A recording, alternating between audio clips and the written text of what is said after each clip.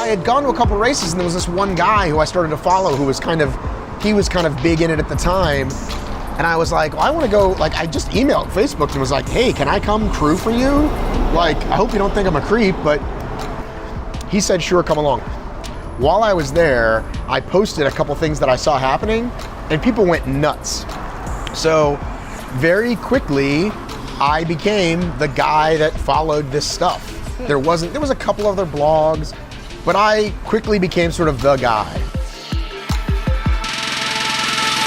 Hey everybody, welcome to episode 36 of the Andrew Deitch podcast, where I am still having extended conversations with fascinating people. And it has been just a freaking crazy week. I've been trying to get this episode out for the past 6 days. And I seriously have just been so overwhelmed and busy and stressed that I have not been able to get it done. And the funniest part about that to me is during this episode, I was actually borderline bragging about how many episodes I was putting out per week. So I hope you have a good laugh about that. And I could keep making lame excuses about why this episode wasn't up sooner, but I'm going to tell you guys a little story instead.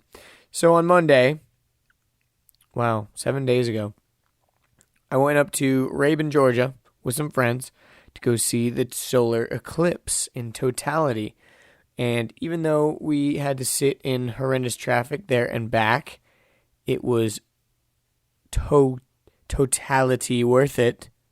Totally worth it. Get it? But anyway, seriously, it was one of the most beautiful things I've ever seen, and I feel bad for everyone who was not able to witness it in person. But when we were leaving, I saw an even more beautiful sight. I happened upon a car that had a bunch of stickers on it from all kinds of obstacle course races, mud runs, Tough Mudders, all that kind of stuff. And amidst the sea of all the stickers, I spotted an Obstacle Racing Media bumper sticker on the window. And that's when I knew that this podcast was going to blow up. You may be wondering what that is or why I would care about that, but that is because my guest today is the legendary Matt B. Davis, the founder and the head dude at Obstacle Racing Media. I think that's his official title, the head dude. Just kidding. But seriously, he is he's also the host of the Obstacle Racing Media podcast and the Atlanta podcast. And I was super stoked that in little old Rabun, Georgia, I saw one of his bumper stickers. That was really awesome. But his company's been providing information for everybody from elite obstacle racing athletes to first-timers that have never done an obstacle race before with, news, race reviews, on-site reporting. And if you're into OCR stuff or just curious about it, their website is chock full of amazing info and resources. And of course, you got to listen to the ORM podcast, which, wait a second, I think we might need a moment of silence for this. Matt's podcast, the ORM podcast, just hit 250 episodes earlier this month. That is crazy. So obviously, he is doing something right over there. And like I said, if you're into OCR stuff, definitely go check it out. Even if you're not, it's a really good podcast. I've enjoyed it a lot. I went and actually listened to a couple of them this week, and they're really good. Of course they are. But also, last but not least, Matt has a new baby, the Atlanta podcast, and I am not joking when I say it is one of my most favorite podcasts that I've discovered this year. Matt talks to the famous, the Atlanta famous, the infamous, and any other people that he finds interesting. And I've listened to most of them so far. They are fantastic. His guests so far have included Ryan Gravel, who was the thought leader behind the Atlanta Beltline, Jason Hawk from How Stuff Works, Mike Panuski from Spaceballs, Law & Order, Sopranos, many more people that I've really enjoyed listening to. And Matt really, really knows what he's doing. He's someone that I really look up to, especially in the podcast space. And this podcast is definitely the grimiest and roughest episode that I've done so far since we recorded it outside.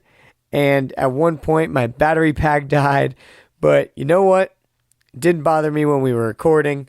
And I'm cool with how it turned out. So anyways, I'm going to shut up and get on with that, with the episode. So without any further bullshit or ado, please welcome the incredible Matt B. Davis. All right, we're live, Matt B. Davis.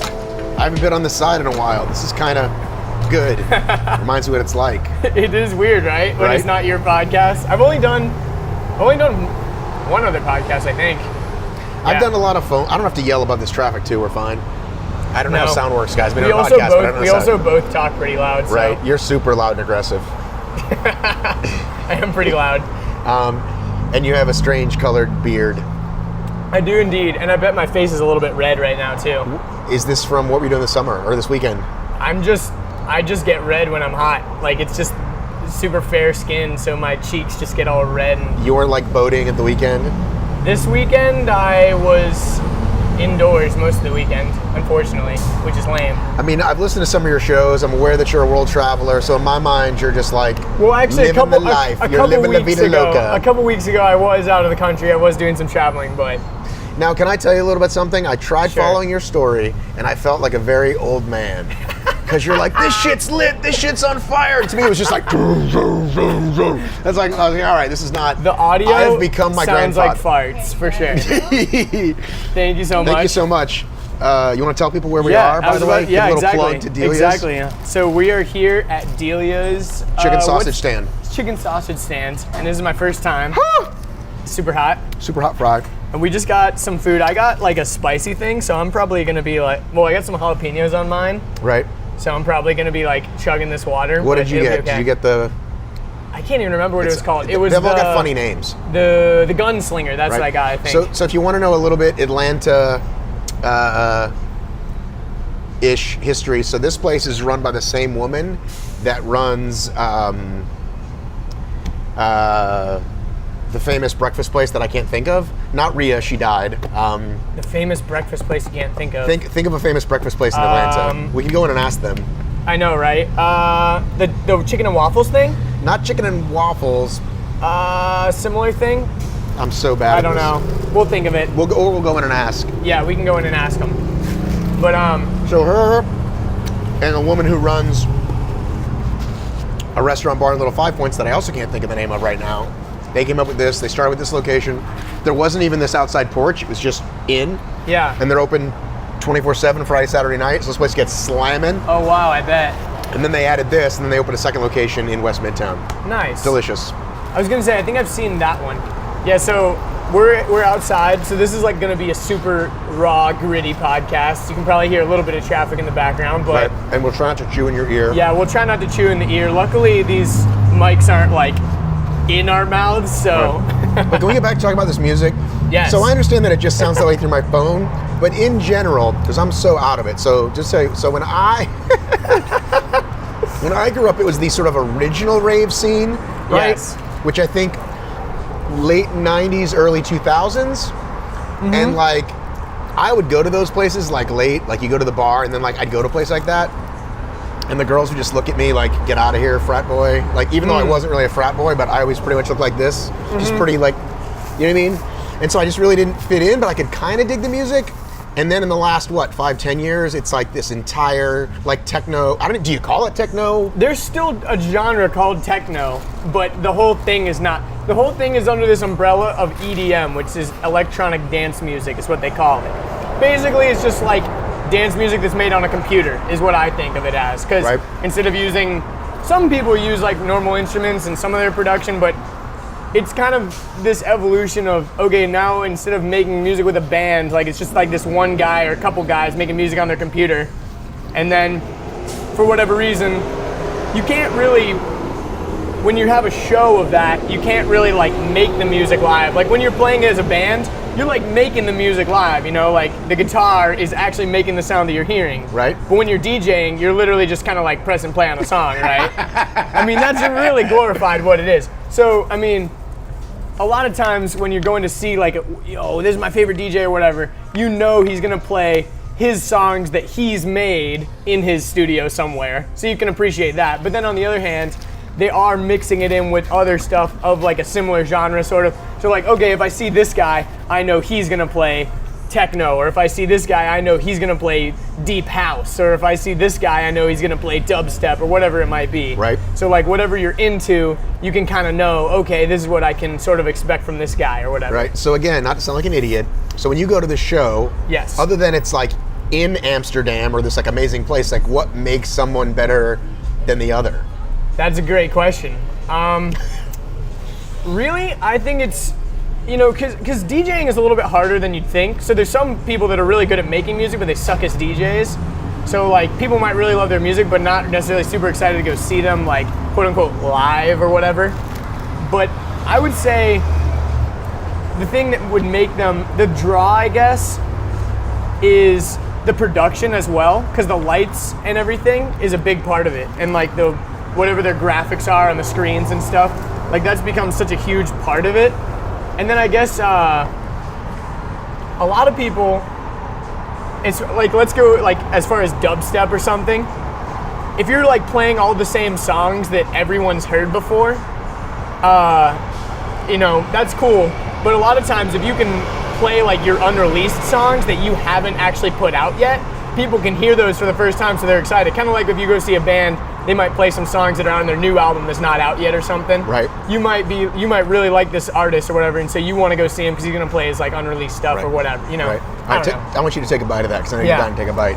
Well, so like I was watching like you have to follow DJ Khaled on Snap, right? Mm-hmm. All right. So I stopped watching because it's the same fucking thing over and over again. Yeah, I stopped watching too. But when he would show his concerts, he'd play like All I Do Is Win. You're like, all right, that's cool. Then he would just play like regular popular songs. And I'm like, listen, I understand what he's doing. Like, I know it's more than just playing a record, but he does just appear to be hitting play on the record. Am I wrong in that assumption? No, you're not wrong. He's But like, DJ here's a Khaled- but here's a Beyonce song. Here's Here's the thing about DJ Khaled though. He's a poser. Like DJ Khaled is a poser. He's called a like whatever, he's a DJ, but like when you're, I don't know, he's just playing a bunch of like radio stuff that he knows people like. Right. And so like a lot of these DJs, the way that they can kind of find an audience is they like niche down on kind of like a subgenre. And so if you're just playing all the shit that's on the radio, you're gonna get a crowd.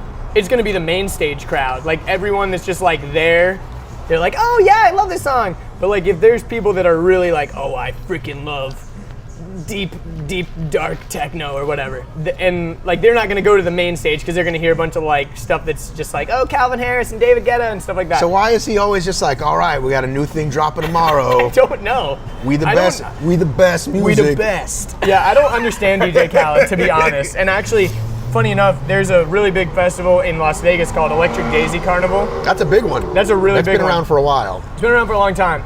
And he played that this year and got like booed off the stage because he's like the, not the Kmart, but like the, that's a bad analogy. He's like, he's like the. There's got to be a. I'm trying to think of a good analogy as well. Are you familiar with skate culture at all? Yeah. So if you watch any of the skating documentaries, it's like Vision was like the badass brand, and then it became like the total sell out. If you wear Vision, you're a punk.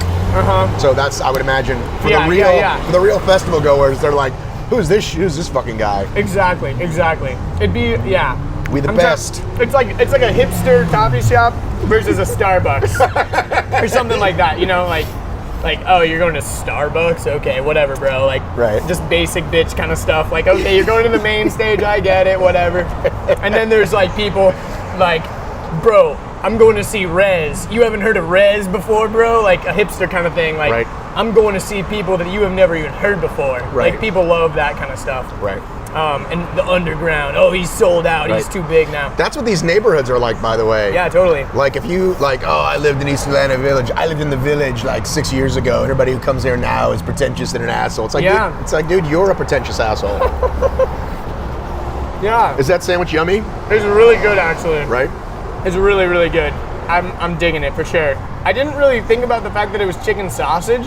I was just like, oh yeah, sandwich. And then like the sausage is actually really, really good. It's amazing. Shout out to Delia's. It's very, very tasty.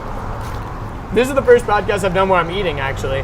Well, I'm glad to be here first. Yeah, And if people say they don't like it, hey, fast forward, go to the next one. exactly. I've got 37 podcasts by the time this thing goes on, right? Exactly.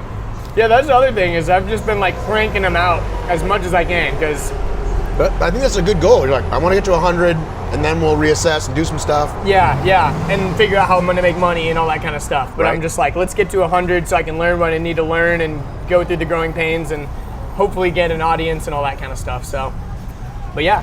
Dude, but so we haven't even really introduced you or anything you do. I know, we're talking about super important stuff. We like, have been. Oh my God, I almost lost my ring. Delia's and, whoa. Can't believe, oh, is that a Kalo ring or something Kalo similar? has done such a good job that they've become the word people use, but Yeah. this is Groove Life. Shout out to Groove Life. You can Ah. put it in the show notes that nobody reads. Yeah, Groove Life, will you remember or no? I might. Groove Life. Groove Life. You're in the very show honest. notes. I might. I might. I might Do you just go put them in back? there. Do you go back or no? I listen to because also in the beginning of the show I put a little snippet of the conversation, so I've got to go find that. Sometimes Right. in my brain during the conversation I'm like, oh, that's a good snippet for the beginning, and I kind of mentally think, okay, at 34 minutes Matt said something really good, Right. so I'm going to use that. But sometimes I'm like, I don't really remember. I recorded this podcast a week ago, and so I kind of just go through. I might listen to a whole chunk of it. I might kind of skip through and just find like the stuff that I remember we talked about or whatever. But Groove Life, I'm gonna try to remember it. Right. Groove I Life. would write it down, but I don't have anything to write down. I'm eating a sandwich, so. GrooveLife.co, I think is what they are. And, Anyway, that's what this episode has been sponsored by Groove Life. and that's what this is. And Nice. So it's like a silicone wedding band, basically, kind of. right, because on obstacle races and stuff, you get fucking blisters and and I used to trade it out just for obstacle races, and now it's just comfortable and Yeah. What I've been thinking about that a lot recently is like the whole wedding ring thing, because I'm not married and I'm not, I don't encounter very many people my age that are wearing a wedding band, so I don't have to think about it that much. But I think once you get older and you're still dating and stuff, that's like a big part of it. You got to look at someone's hand, you know? it became like the first, like you meet someone, it's like face, ring, boobs. That's pretty much how it would go. Face, like, ring, boobs. Like, right? Like that's kind of, Right now it's just face, boobs, and I'm Right. not really thinking about the ring. right. No, it's because then it's like, because then you don't want to be like 20 minutes into a bar conversation and be like, well, fuck, right? So, It makes sense socially. So yeah, I mean, it's funny because now that I'm saying it, like I almost never noticed. But I know there was a specific time, probably 25 to 35. That's all I noticed was ring or no ring, right? Yeah. And I'm someone that like never wore jewelry. Like I only wear this because I got into running. Yeah, So exactly. it was super hard to get used to. But now I'm. Exactly. At Used to first it. I thought that was like a cool color on your watch, but I now realize it's just dirt. straight up dirt. It's dirt. Yes. That's kind of badass. It looks cool that way though. This watch has seen many an obstacle race. Yeah. Another shout out, Garmin. That's my They make brand good of choice. stuff. Garmin. This is the Garmin Fenix 3. Nice. I'm not paid to say that, but I did get this watch for free. Does that one have GPS built in? Oh yes. If they don't have GPS. GPS, what's the point? This one it act- tracks your run. Right, because you want to see the cute little map afterwards. This one's actually got heart monitor, which I don't really care about, but some people are really into. Yeah. My question is, what do people do with all their fitness data? Well, some people, like, to me, it's just fun. Okay, to me, it's just like, okay, I've run a bunch of miles this week. I'm glad I kept track. Sometimes it's, it'll keep track of routes. So, hey, you've run this route 10 times. You're getting faster, you're getting slower. That's cool. Sometimes it's kind of like I'm a dork. I'll just be like, let's go to June 2016. Like, what was I doing then? Yeah. But some people, it absolutely is, you know, for elite athletes, like people who get like try to win money in races, and just people who like to geek out.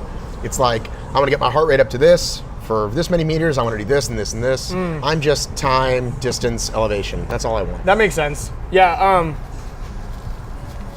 I have the little S Health thing on my phone. It like tracks your steps or whatever. I don't know how accurate it is. It's like built into the Samsung phone. It's got the pedometer kind of thing. Right. And I do that too. I'm a dork and I'll like go back and look, especially for music festivals, because you unexpectedly dance and walk so many steps.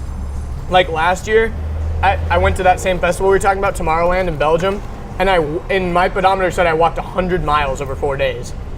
Wow. But that's also like dancing, moving around, walking. Like I wasn't running. Was that your dance move, by the way? Yeah, this is my dance move, just like side to side. No.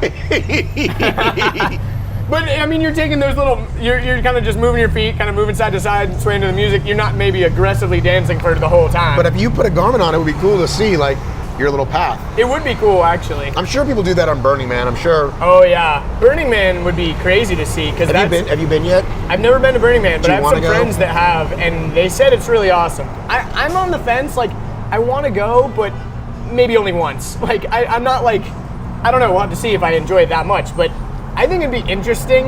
I think that it'd be more different than people actually like think. Because when you think Burning Man, I'm thinking like orgies in the desert in a weird tent. That is the draw. Yeah, and I'm not as into the orgies. Like I'm not trying to have an orgy in the desert with strangers, but I am trying to see something really cool, like this weird gathering of people in the desert. It's kind of weird, Right. and like, I mean, you'll see the most absurd stuff. And the other cool thing is there's no money at Burning Man. Do you know that? Right. Everything's brought, and then everyone shares everything. So like Right. food, if you don't, I mean, you could hypothetically not bring food and just walk around to different people's campsites and they'll just give you free food. Right. Some burners, they call them burners, they're like super into it. And I mean, they've been going for years and years, and they're kind of like the guardian angels of the whole thing, because they'll make sure they have enough water for them and another person, or they'll Right. make sure they have enough food for 20 people or whatever, you know. You know, the running community is quite like that. Yeah, totally. Like I often like will pack more than I need because you know, sure enough, someone's gonna come along you that's like, dude, you have a goo packet, and Totally. then you've like saved their life and they never forget you. And then Yeah. people have done that for me. Like Totally. people have totally like messaged me on Facebook like, hey, I was the guy, the blah blah, and I didn't remember that guy at all, and I didn't care. I was happy to give it. But yeah, racers will often like give you their last whatever salt tablet or whatever. Yeah, I totally feel that, because same thing kind of in the festival community, like some people that are more veterans or whatever, like, yo, I have an extra set of earplugs. I know that your ears are ringing and you've been listening to really loud music for 3 days straight. Like, I'll carry an extra set of earplugs with me, because I wear earplugs at the festivals because I don't want to be totally deaf when I'm 30, you know? Because there are people that I know that have been like going to really loud shows for a long time, and they're like lost a lot of their hearing, and who knows how much of that is just gonna show up later in life. I did mean to ask you, so is Tomorrowland, is it a series of ones or is it just that one at that one? Because wasn't it here? Wasn't there something Yeah. here? So they attempted to make it a global thing and kind of failed. This experience, this is some really loud music back there. This guy's killing it in his Jeep. But anyways, In a yellow, doors open Jeep. Yeah, What do you call that style? commando? I don't know. He's going commando in his Jeep, no doors. No, but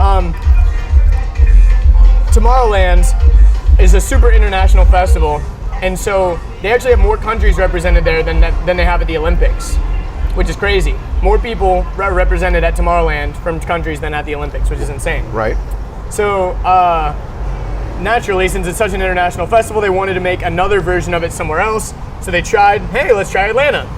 It's a big hub. They found like a really cool, it's actually where they did the Tough Mudder this year. Bucarette Farms. Yep, yeah, exactly. It was right there. They did it for 3 years, and it was called Tomorrow World because Disney owns the name Tomorrowland in America because of their parks or whatever. Hilarious. Yeah, of course. And so Tomorrow World was in Atlanta, and on the third year, it was massive downpours of rain, and they had tons of mud. Obviously, Tough Mudder, there's not an absence of mud at that farm. And so what happened is they had these shuttles that were taking people to and from the festival, because some people don't camp there. Some people, I would say, I think it's like half of the people stay in hotels or whatever, or maybe they just are coming for one day or whatever it might be. So the shuttles were operated by a company that was just contracted out. It wasn't like Tomorrow World bought these vans and were shuttling people. So when the mud got so bad, these buses couldn't really make it through the mud because these streets were not paved. They were just like gravel and mud. And so apparently one of the bus drivers got like mugged and knifed or something. Oh, dude. So then the bus drivers went on strike. Oh, dude. So they had like literally thousands of people stranded. Tens of thousands of people. Yeah, tens of thousands of people stranded. Uber probably blew up. All their phones were dead, like most of them, because they've been like at the festival all day. And Uber couldn't actually legally go in because it's like a gravel road and it's not like a main road. Like they legally they'd have to like get to the. There was an Uber pickup spot, like an official Uber pickup spot. 2 miles. They had to walk like 2 miles. It's like Woodstock, bro. In the dark. But no, think about this. In the dark, dude. Yeah, but think about this. And you're wet and you're cold. But think about this. There's like people in wheelchairs that are attending the festival aren't going to camp. They're going to stay in a hotel and get shuttled in. Right. So that like the ADA and all those, like they were fucked on the wheelchair stuff. So and, nowhere like, in America ever again because of that? Or they just was the company just got sued. They had to give tons of people their money back. I mean, it was a wreck. Like they got sued big time because there was people that had to sleep on the side of the road. What was the really horrible one that just happened that like got killed? Oh, Fire Festival. Yeah, it was like Fire Festival, but Fire Festival was worse. Google FYRE, and that wasn't there one guy specific social media that was like the hilarious guy? Yeah, well, it was like that was some funny some stuff. rapper that was like a part of it, and I looked deep into this because I'm kind of in that world and I was interested. Right. And there was reports like this one guy wrote an article. He was the musical booking guy. He was booking all these artists that were supposed to perform there, and it was like 2 weeks out from the festival. No one had gotten paid their advances.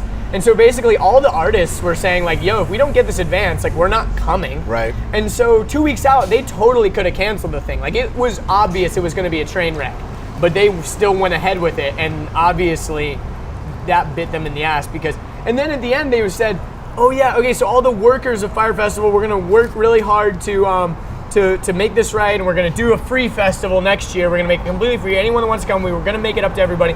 But, everyone that's on our payroll, we can't make payroll, so you guys will just be working for free. But we're not firing you. We're not going to fire you, so you can't file for unemployment. Right. But we're not going to pay you, but you can work for free if you want. Wow. So it was really fucked up. What a douchebag. Yeah, total douchebag. And obviously, has there been a specific guy that's got blown up on Facebook because of that? It was like somebody McNamara or something like that. I can't remember the guy's name, but he's this shitty like 30-year-old dude that just thinks he's awesome and probably like I could be wrong, but I think he's like a trust fund baby kind of guy. And just, yeah.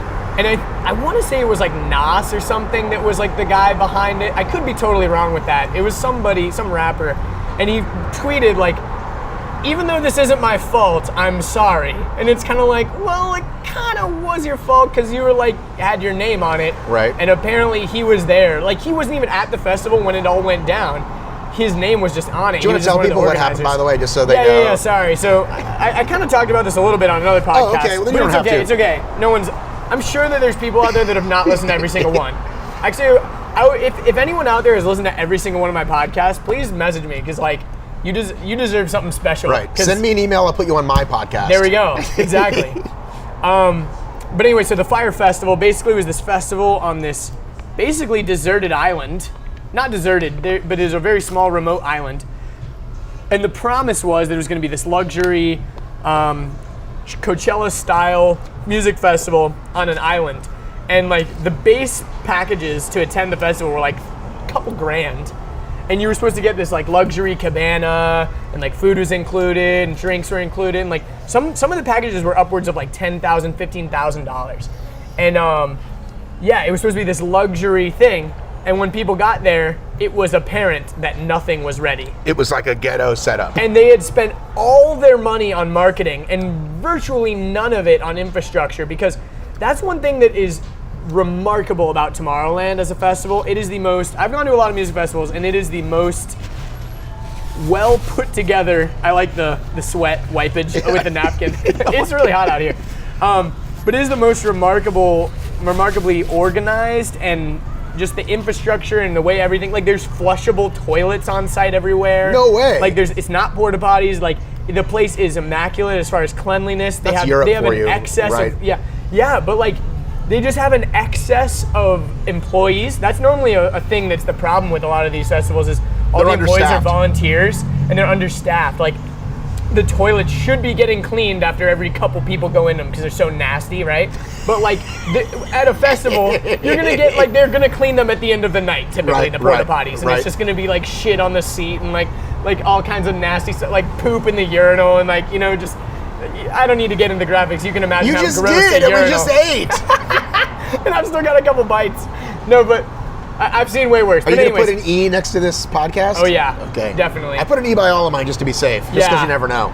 Yeah, exactly. There's been a couple where I know that I've kept it PG, so I'm like, I don't think I need to. But, and also, like, the guest might be, they were like, we didn't say anything bad. I'm offended by that E or whatever. You know, like, I don't know.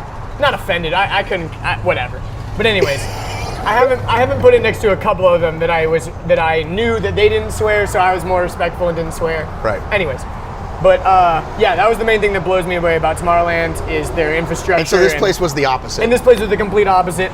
The map of the festival was supposed to have like this like river flowing through it, and when they got there, they had dug a ditch, but it hadn't been filled in with water. Like, people were supposed to get these luxury meals and stuff. It came in like a little to-go styrofoam container, and it was like a piece of lettuce and a tomato with like mayo packets as the dressing, and like a hot dog as the meat. Like, it was the most ridiculous. And when people, and also the tents that they were supposed to get were supposed to be these awesome luxury, hipster, cool little tents. They were actually the tents that they use for like mission relief when like there's like a natural disaster. They're like these tents that they use for like refugees and stuff. And so, but wasn't it on like you had to leave the island? There was only like one plane that left a day. It was ridiculous. It was like this remote island. Yeah, the infrastructure was just simply not there. And so, yeah, like they had 1 or 2 planes coming in and out from Miami every day. And so there were people that got there that were literally texting their friends and calling all their friends that were supposed to meet up with them. They're like, don't come. Do not come. Don't waste your time. Don't come. And yeah, it was a shit show to say the least. It was bad. And also all the models and Instagram models that were promoting this thing, even Kylie Jenner promoted it. You're saying that like it's a big deal, but okay. But like they obviously, she costs a decent amount of money per Instagram post. Sure. And they could have used that money to provide actual accommodations for people, right? Right. But anyways, all the models that had promoted it had gotten free tickets to the festival. Right. And so some of them were there and like they had gotten there for free, and they wish they had never even gone or promoted it or anything because it's just so terrible. But anyway, and some of them traded their marketing for free tickets. Right. But yeah, it's terrible. But anyways, we're talking about yeah. I don't know why that's so funny to me. It is really funny because you're just imagining a bunch of like shitty douchebag millennials just like stranded on an island that have never camped or anything before. Yes. And it turned into like Lord of the Flies kind of thing. The plane's leaving. Yeah. It's 46 seats. And another thing that happened, there was a giant rainstorm the night before. Oh, so dude. all the mattresses that were in those like refugee tents, they hadn't secured them properly, so they all got flooded. So everyone's mattress was literally just a giant soaking pillow. So everyone was sleeping on a soaking wet foam. Like that guy had to have like gotten on the first plane out, right? Like they would have killed him, like literally killed him. Probably. Like, literally Lord of the Flies. Yeah, but they would have killed him with the conch shell. Yeah, but this dude that I read his article that was supposed to be the booking agent guy, he quit like a couple weeks before because he's like, this is going south. Like I'm not involved. I don't want to be involved when this hits the fan. Like, this is gonna be really, really bad. It's gonna be really, really, really bad. And yeah, it was. I'm glad that I didn't get scammed into that also. You know, it looked cool. Hey, like the commercials looked cool. All the marketing looked awesome for it, but they just had never organized anything similar. Did it come into your feed a lot? Because I never even heard of it until it was over. But actually, no. I only saw it like a couple times.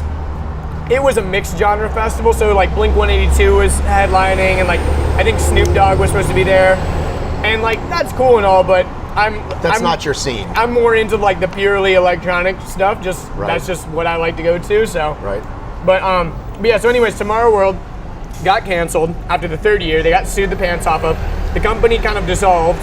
That was the American version of it. They were partnered together. The American version dissolved and got bought out. So there may be a resurgence. You never know. And then there was also another version, Tomorrowland Brazil. And last year, apparently it went kind of well, but there's a lot of problems. And then this year, there was just a lot of...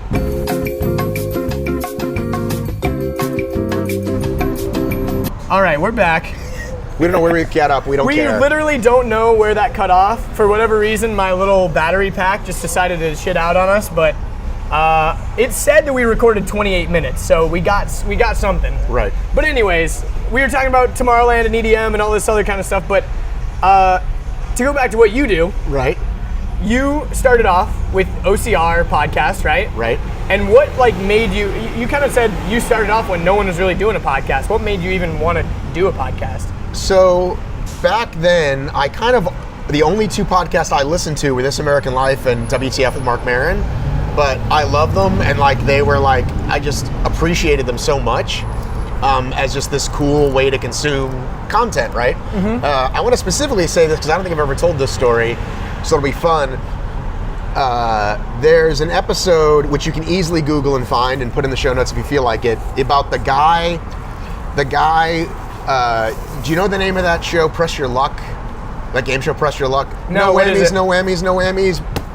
Okay. What do you have to do? So I've heard the no whammies thing before. I've heard people say that. So but it's I don't know what it's it this is. kind of this board, and a screen just goes around. You get $200, $300, and the whammies would come out and be stupid cartoons, and you lose your money.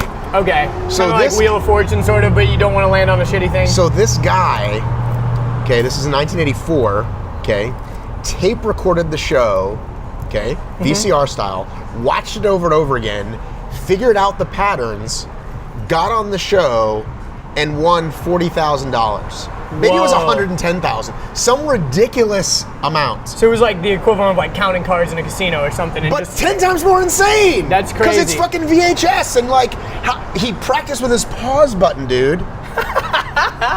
So the show happens. He literally gets whammied on his first one, and then goes on a run so long they have to put it into two different shows. wow. So that's the episode. Did they ever say anything like this is fishy, or did they? They kind of didn't figure it out till the end. Huh. And I think there's been some not documentaries on just him, but stuff that shows it. Anyway, my wife said, you gotta hear this. Because I don't want to spoil the rest of it, what later happened to this guy in life, so go find that episode of This American Life. And she's on This American Life, She's like, you okay. have to hear this, it's fascinating. Because she had heard it in the car on Sunday, or whenever This American Life is on. And so I said, well, I'm sure they're online, and this is 2011, and so that's how I found it. Huh. And I had heard the word podcast, but remember, 2010, 2011, this is do I need an MP3 player? What is this? Yeah. So What iPod was out at that point? I have no fucking clue. 2011. I have no clue, because I think I had an iPod Touch in 2011. I had to get- but it was one of the early ones. I had to get somebody who worked for me at the time to show me how to get it from my computer to my what are they called? iPod or Okay. iPhone or whatever you had. So- You didn't have an iPhone, probably. No, I definitely didn't have an iPhone. I was Verizon, which didn't have iPhone for a super long time. Yeah. So I forgot about that. I knew Mark Maron from LA, and I knew he had started one, and it wasn't that huge yet. So those were the two that I listened to. So I start to do a couple of these races. I go up to something called the Death Race, which again you can Google if you I've like. heard of that. That's a super long one, right? It's we don't really know when it ends. We're just gonna send you up the mountains to find something. Now split wood for 7 hours. Now it's just crazy. So I went up there and watched these athletes, and it was kind of twofold. Number one, On a whim? You just went up and did it, or Well, were this- you already into this kind of stuff? well, I had gone to a couple races, and there was this one guy who I started to follow who was kind of big in it at the time. And I was like, well, I want to go, I just emailed Facebook and was like, hey, can I come crew for you? I hope you don't think I'm a creep, but that's just kind of how I do life, right? Just it's with the podcast, reach out to people, whatever. He said, sure, come along. So two things happened. One was, while I was there, I posted a couple things that I saw happening, and people went nuts. Oh my God, where's so-and-so, where's so-and-so? There's no live streaming, there's no social media following this. I was everybody's eyes and ears in this little town in Vermont, right? Huh. So that happened, and at the same time, I came back and said, I think I'd like to start a podcast about this, because no one's really doing one, and this seems like this would be fun for me. So very quickly, I became the guy that followed this stuff. There was a couple other blogs, but I quickly became sort of the guy, right? And this was at the point where was obstacle course racing really? I mean, obviously it's huge now, but where was it in that time? You might have done a Warrior Dash, or maybe somebody at your office maybe had done a Tough Mudder. Okay. Now I can ask pretty much anybody, do you know what an obstacle race is? And they've either done it or they know someone. Back then, Yeah. it was right? Yeah, they're like, why would I want to do that? or they just Or they knew a crazy guy that did it, or like something. Exactly. But yeah, the landscape was very different, and so that's like what I did completely right was what you would tell anybody, like what I call like the Gary Vee 101 stuff, which is content, and be involved in the community. And I wasn't like secretly involved in the community, like, oh, let me get these people to like me. It's what I did every day. I was going super deep on a jalapeno, by the way.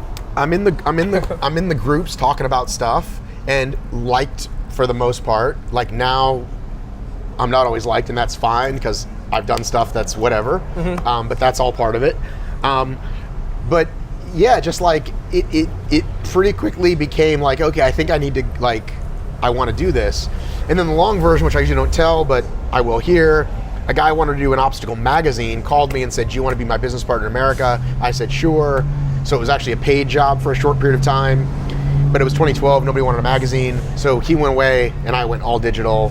And you became Obstacle Race Media? Media, because it was easy to just, to go from ORM to ORM. And oh yeah, makes sense. Obstacle Race Media, Obstacle Race Magazine, makes sense. So you started the podcast, like you said, because that was like when you started, okay, cool, this is a thing. Right. And did you start the podcast after you went to ORM, or was this kind of happening? No, I was the podcast guy. Like, that was the thing. Like, then you created ORM. Well, what happened was it was the magazine, and then he gave me money, and then it ended poorly, but not because of me. He just basically got weird, and I later learned he had a bunch of weird businesses. Oh, weird. Practices. Because I said to him, look, he could still be receiving some cut of the money, but he goes, no, fine, you just take it. So I did. And so then it became, okay, let's be, and then I slowly started incorporating video, and now we're an actual company, right? Yeah. Like, where other people blog and other people do the social media, and, it's still like bootstrapping. I'm not, I co-op an office. I don't have like a building. Yeah. But that's cool though. That's like so 2017, I feel like. Right. When everyone's got not everyone, but a lot of people kind of have their own little side hustle thing. Right. But yours isn't a side hustle, it's like what you do. It was for a while. Yeah. I had a staffing company, but I stopped doing that. And then, not ashamed to say, I drove for Lyft and Uber part-time, 2013, 2014, when there was some money to be made there. Nice. But then that dried up, and so. Very nice. And so, you're still doing that, but now you've got a new podcast. Right. The Atlanta Podcast. Right. Which is awesome, by the way. Seriously. Thank you. Like, I was listening to one on the way here. It's great. I appreciate it. And so give people like an idea. I've actually kind of plugged the Atlanta Podcast You before. have, and I super appreciate it. No, of course. Seriously, like I really, really enjoy it. It's awesome. But to give people just a quick taste of what that is, and obviously we can talk about it for a long time. Sure. I love it. But give people what it is. All right, so the tagline is, we talk to the famous, Atlanta famous, infamous, and anybody else I find interesting. And the not so secret is I would like to get bigger names, right? So my thought is, all these people in LA, everyone's got a fucking podcast, right? Every actor, every comic, every whoever, and they can interview all kinds of famous people because they live there. Yeah. So I thought, well, like, I can't get the mayor on like today, or I can't get Arthur Blank, who's people who aren't in Atlanta, like he owns the Falcons and the new stadium, but I'm not like that far removed from him, right? Yeah. If I stay in the conversation, I could never get Tom Cruise, but I could eventually get Arthur Blank. And so it also turns out that this is what I'm good at. It's still odd for me to say, because it's quote unquote just talking to people, but it seems to be what I'm good at. And so another Gary Vee thing is to go all in on your strengths. Yeah, totally. So I'm like, all right, let's like see what happens here. So yeah, that's super awesome, man. Yeah, like I totally agree with that mindset of just staying in the conversation, because that's exactly what we did with ORM. Right. And if you're just around, people just start to know who you are. Right. And then, especially when you have something like a podcast, because most people are looking like, hey, look at me, everyone look at me. And the podcast thing is an opportunity to be like, hey, look at this guy, hey, everyone look at this guy. And so people are like, oh, wow, I want to be on this thing. I never even thought of it like that way, but it's that simple, yeah. Have you ever heard of the app Shaper? I think that's what it's called. No. It's like Tinder, but for business. Interesting.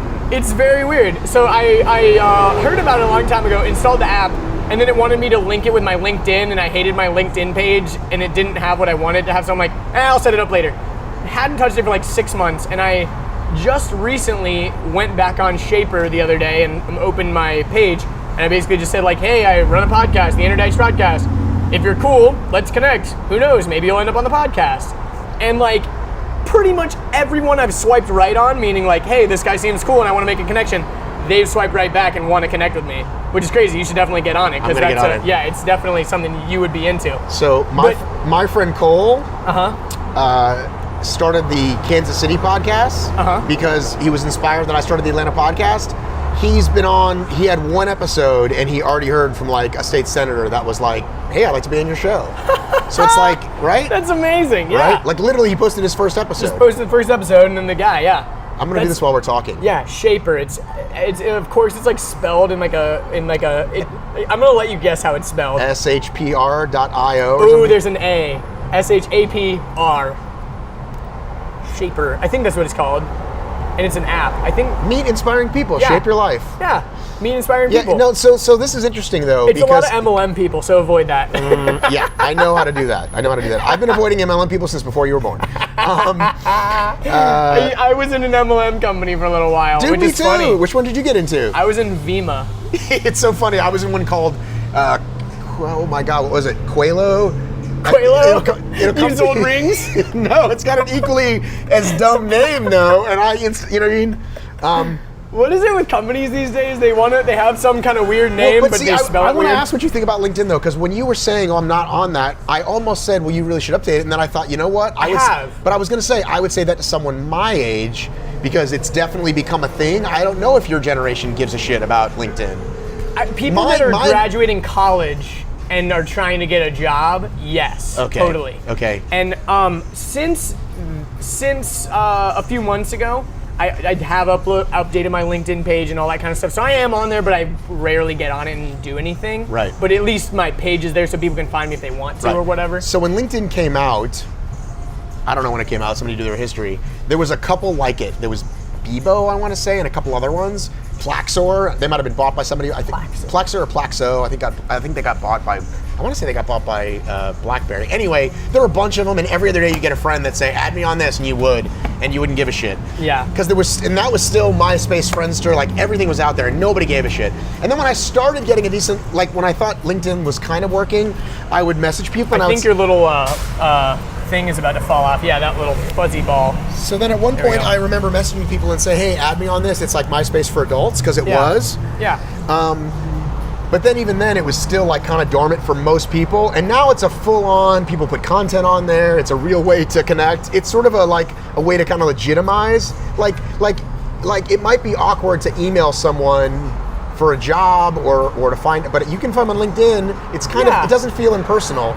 Exactly, because you can see a face and you can maybe even see some quirky things they posted or whatever, but not necessarily as like, oh, we went out last night and drank. Like, you're not posting that on there, but you might like post something kind of cool that you did or whatever. Right, but again, like that's people like I feel like later, but like I didn't know if your young people gave a shit. Young people only give a shit because they know that's where the eyeballs are for jobs from the guys that are my age that are hiring them. Exactly. Interesting. And so, and I actually, back in the day, I had, like at church, when I had like this small group leader, and he worked for Microsoft, and so he was like, you guys should get a LinkedIn. Like, I know you guys are in like 6th grade, but you should start figuring out how it works and all that, you know. Anyways, so I remember like making a LinkedIn like way back in the day and like adding some of my friends on there, like, will you endorse me for my essay writing skill? You know, like something stupid, like, you know, because you put it on there your skills or whatever. Right, and that I would say that is the other thing. Now I kind of don't care as much. When I had a staffing company, I would get people to leave reviews there because that's better than your Facebook page. Yeah. And so it's like, hey, look at this, boom, 10 people saying that their work was amazing, they did a great job for us. I feel like if you try to all you got to do, I feel like, is find your thing and then just send everyone there. Because if you got a bunch of reviews on LinkedIn, you got a few reviews on Facebook, whatever, like if you can kind of aggregate a bunch of reviews somewhere, like, hey, like for example, the place I work at, Urban Escape Games, we have a ton of TripAdvisor reviews. We have Yelp reviews too, but like TripAdvisor, we always say, hey, go reviews on TripAdvisor. We have like 225 5-star reviews. Why? Is people do that when they're traveling though? Yeah, it's surprisingly people, like or from they're Chattanooga? just bored. Like a lot of, for example, let's say your kid is on a traveling baseball team and you've got 5 hours to kill before your next game. You're gonna go on TripAdvisor, things to do in Alpharetta. You got Topgolf, you've got the, whatever else there is in urban escape games. And so they're like, oh, that looks fun. What about the jumpy Cool. place? I went to the jumpy place the other Oh, day. the Sky Zone? In Kennesaw. That place is cool. Sky Zone is actually really fun. It's rad. It's so rad. I am super into the ninja stuff right now. Yeah? Like Ninja Quest. Have you ever heard of that place? I've been in Ninja Core quite a few times. Ninja Core, Ninja Quest. They have Slingshot. Slingshot's Have kind you, of a have little you more. interviewed all those guys? I haven't You yet. should talk to Pruny for sure. Pruny, who's that? He's been on Ninja 3 or 4 times, and he runs Ninja Quest. And he used to be like. Is he the black dude? The short black dude? He's not the black dude. Okay, because there's a guy He's that a guy like runs Ninja Quest. He is a Ninja short Core black dude. He's is been on it a bunch of white times. guy like older than me. Okay. And like if you look at he's got pictures of like he was like chiropractor to the stars. Ah. So there's like him with like David Lee Roth and shit. Like I'm not Oh, that's kidding. cool. So yeah, so he's a good one for your podcast. Yeah, for sure. I know there's one guy at it's really cool because Ninja Quest, it's an actual training facility. Like people are very serious there, rather than I don't know if you've heard of Slingshot in Norcross. They made a ninja course, and But it's really but it's more like a polished. bouncy place, right? Exactly. It's more for kids, and no one's seriously training there. But Ninja Quest is like serious people. Like, have you heard of Ryan Stratus before?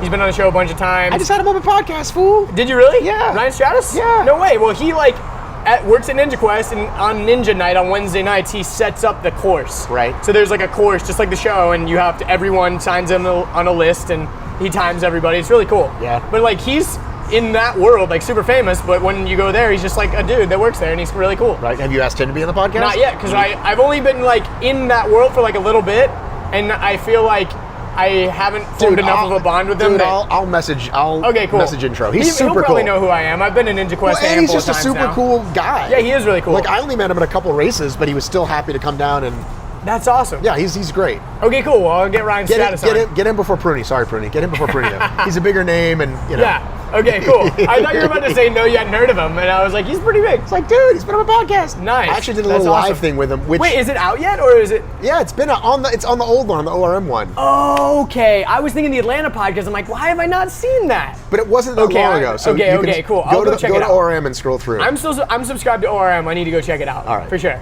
But okay, so anyways, yeah. So I've been like more into that stuff recently because my friend Connor Peterson, I've been hanging out with him a lot. right. And like, did I'm you kind buy, of in did you this buy a weird- shower toga? I did. I got it the other day. Good It for came you. in while I was at Tomorrowland. Shout out to Shower Toga. But yeah, This episode not sponsored by Shower this Toga. episode has not been sponsored by Shower Toga yet. I'll hit up Mrs. Peterson. But anyways, Cressa. Yes, Cressa. There's some cool stuff that I can't get into it on the podcast. It's off the record. But anyways, Okay. yeah, ninja stuff. Cause I've been seriously into fitness now for like a couple years, and for a while I was like, okay, I'm gonna go kind of like the bodybuilding route and try to get bigger, and that, I got a little bit size on me, but I'm kind of like, I Did don't you take know, a lot of protein shakes, bro? Yes, but Some I creatine? I actually never tried creatine. I'm not really big on supplements for whatever reason. Me either. I'm like, let's just eat some food. Like I'm down to just, I'm trying to just get what I need from real food. What protein did you like though? Do you have a particular big jar that you liked? So I liked the vegan protein because I've heard It's weird called, like, stuff Vega about Whey whey or something? Yeah, I've used that, and then also Lifetime Fitness has their own brand of vegan protein that through an undisclosed way I was able to get for a discount through people that work there basically. And so Lifetime's vegan protein is actually really good, the vanilla and the chocolate. This episode is not sponsored by Lifetime Fitness protein. Do either of them make you gassy? Most noticed of them that. make them super gassy. I haven't noticed Ascent that. protein does not make me gassy, and I love it. Ascent. ASCENT, like ascent, like a climbing Yeah, up a at first I mountain. thought you meant like smell, but Ascent. Yes. Vanilla is my the favorite. scent is vanilla, and it's made by Ascent. Exactly. But yeah, I haven't necessarily noticed that, but who knows? I could just be farting a lot and not realize it. But yeah, for a while I was just really trying to like put on size, so I was like eating tons of food and I was just bloated all the time. Are you and strong? stuff. I mean, How in do you- comparison to the rest of the world, yes. How do you do on obstacles? Do you have I'm good grip pretty strength? good. Do you have good grip strength? That's my biggest weakness. I've definitely got better grip strength than the average dude. Right, but not as good as But not as good as Stratus. Ryan Stratus. No. Do you want to arm wrestle? Right now, Sure. I would lose. I think I would lose. I think I'd lose, but maybe we'll I do it don't know. afterwards. We'll do it afterwards. when we don't have equipment on I was the gonna table. say when we're sober, but we are sober. We're totally sober. We're jacked up We're right totally now. sober right now. We're jacked up on Delia's chicken We're sausage. jacked up on Dr. Brown's cream soda.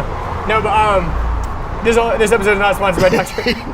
But yeah, so now I've just been kind of thinking like, where do I want to go as far as fitness? Because I could go the kind of like powerlifting route as well, and that's kind of its own weirdness because I don't really care about the number. That's the weird thing about powerlifting. It's like, how much literally number can you lift, and like your body doesn't give a shit what the number is. Right, and it's in kilograms, and who can keep track? Yeah, and like that's weird shit. Like we're in America, come on, like what are you doing? So yeah. So now I'm kind of thinking like I want to go this more ninja obstacle kind of focused training because I think it's badass and it's functional and it's cool and you get balanced and everything. Come like do that. races with us, dude. I've done a Tough Mudder. I did a Tough Mudder. Come do Savage Race this fall. I want to do Savage Race, but I have something that weekend which sucks. I really wanted to do that one. It's one of the best ones. I know. I've heard like there's that's also like a the fall best Spartan one. though. Come do the fall Spartan. What dates is it? I could probably totally hook you up. Okay. October something or other. Cool. I would be very down for that. I'm because that's the thing too is I'm not awesome at running, but I really like the obstacle thing because you're like running for a while and then you get to do something cool, and then you're running for a while and you get to do something cool, and like I'm into that because running for super long periods of time is just so boring to me. I hate it, and I also, it's just not fun for me. But the obstacle thing I love. I like both. Yeah. I really like the running, but yes, you should come. Exactly. That's why I think I would really like Savage as opposed to Tough Mudder, because Tough Mudder is like kind of on the longer side in comparison to that. Right. And so Savage is like 6 miles, Tough Mudder is like 10, and you get just as many obstacles in the Savage. Okay, cool. And I've heard the obstacles are slightly better. Not better, but because in the Tough Mudder, I completed every obstacle fairly easily. Like how many years ago was this though? This current year. Did you make King of Swingers? When you go out and hit the bell? Yeah, easy. Okay. Like, because the main thing is when you jump for it's all in the approach. Right. That's the main thing. But people don't realize that they grab it from the get-go and then just like swing leisurely. Right. It's all, you gotta Superman it. Like you gotta let your legs sit way behind you, so then you get way more forward. Right. Yeah. It's super easy on the King of Swingers. I know everything you just said, and I've still missed the bell every time. Really? Yeah. Damn. I know. That sucks. I know. And I've gotten coached a lot. Like, I'll go do it again. Like, I'll get back in line and do it again. Like, all right, what do I need to do? And they go, dude, you let go too soon. Like, every single time. I just get nervous, I guess. That's weird. Yeah, like, I've done a lot of Lachey stuff, so it's then you're kind practiced at it from... Yeah. That was the thing, is it kind of just seemed natural to do it, and I watched a bunch of people not get it, and I was like, why are they not getting it? And then I realized they weren't doing the Superman thing at the beginning. Right. They weren't letting their feet go behind them. Right. Yeah, but yeah, I'm not trying to brag or anything, but I did all the obstacles, and they were challenging for sure. Like, they weren't easy, but they weren't, nothing that I was like, that's insane. Let's get that's attacked by a ridiculous. homeless man. It's all good. Sorry, man. Sorry, man. Sorry, man. But, You got a cigarette? don't have a cigarette. You can. But, so yeah, Tough Mudder was, it was fun though. I enjoyed the Tough Mudder. That was, this episode is not sponsored by the homeless guy. Do Savage for sure. But anyways, how many obstacle things have you done? Because I mean, you've gone to them. I only know because I started a long time ago. I started keeping a running count of like every year. Yeah. So it's like 130 something. Wow. Yeah, it's a lot. That's a lot. Yeah.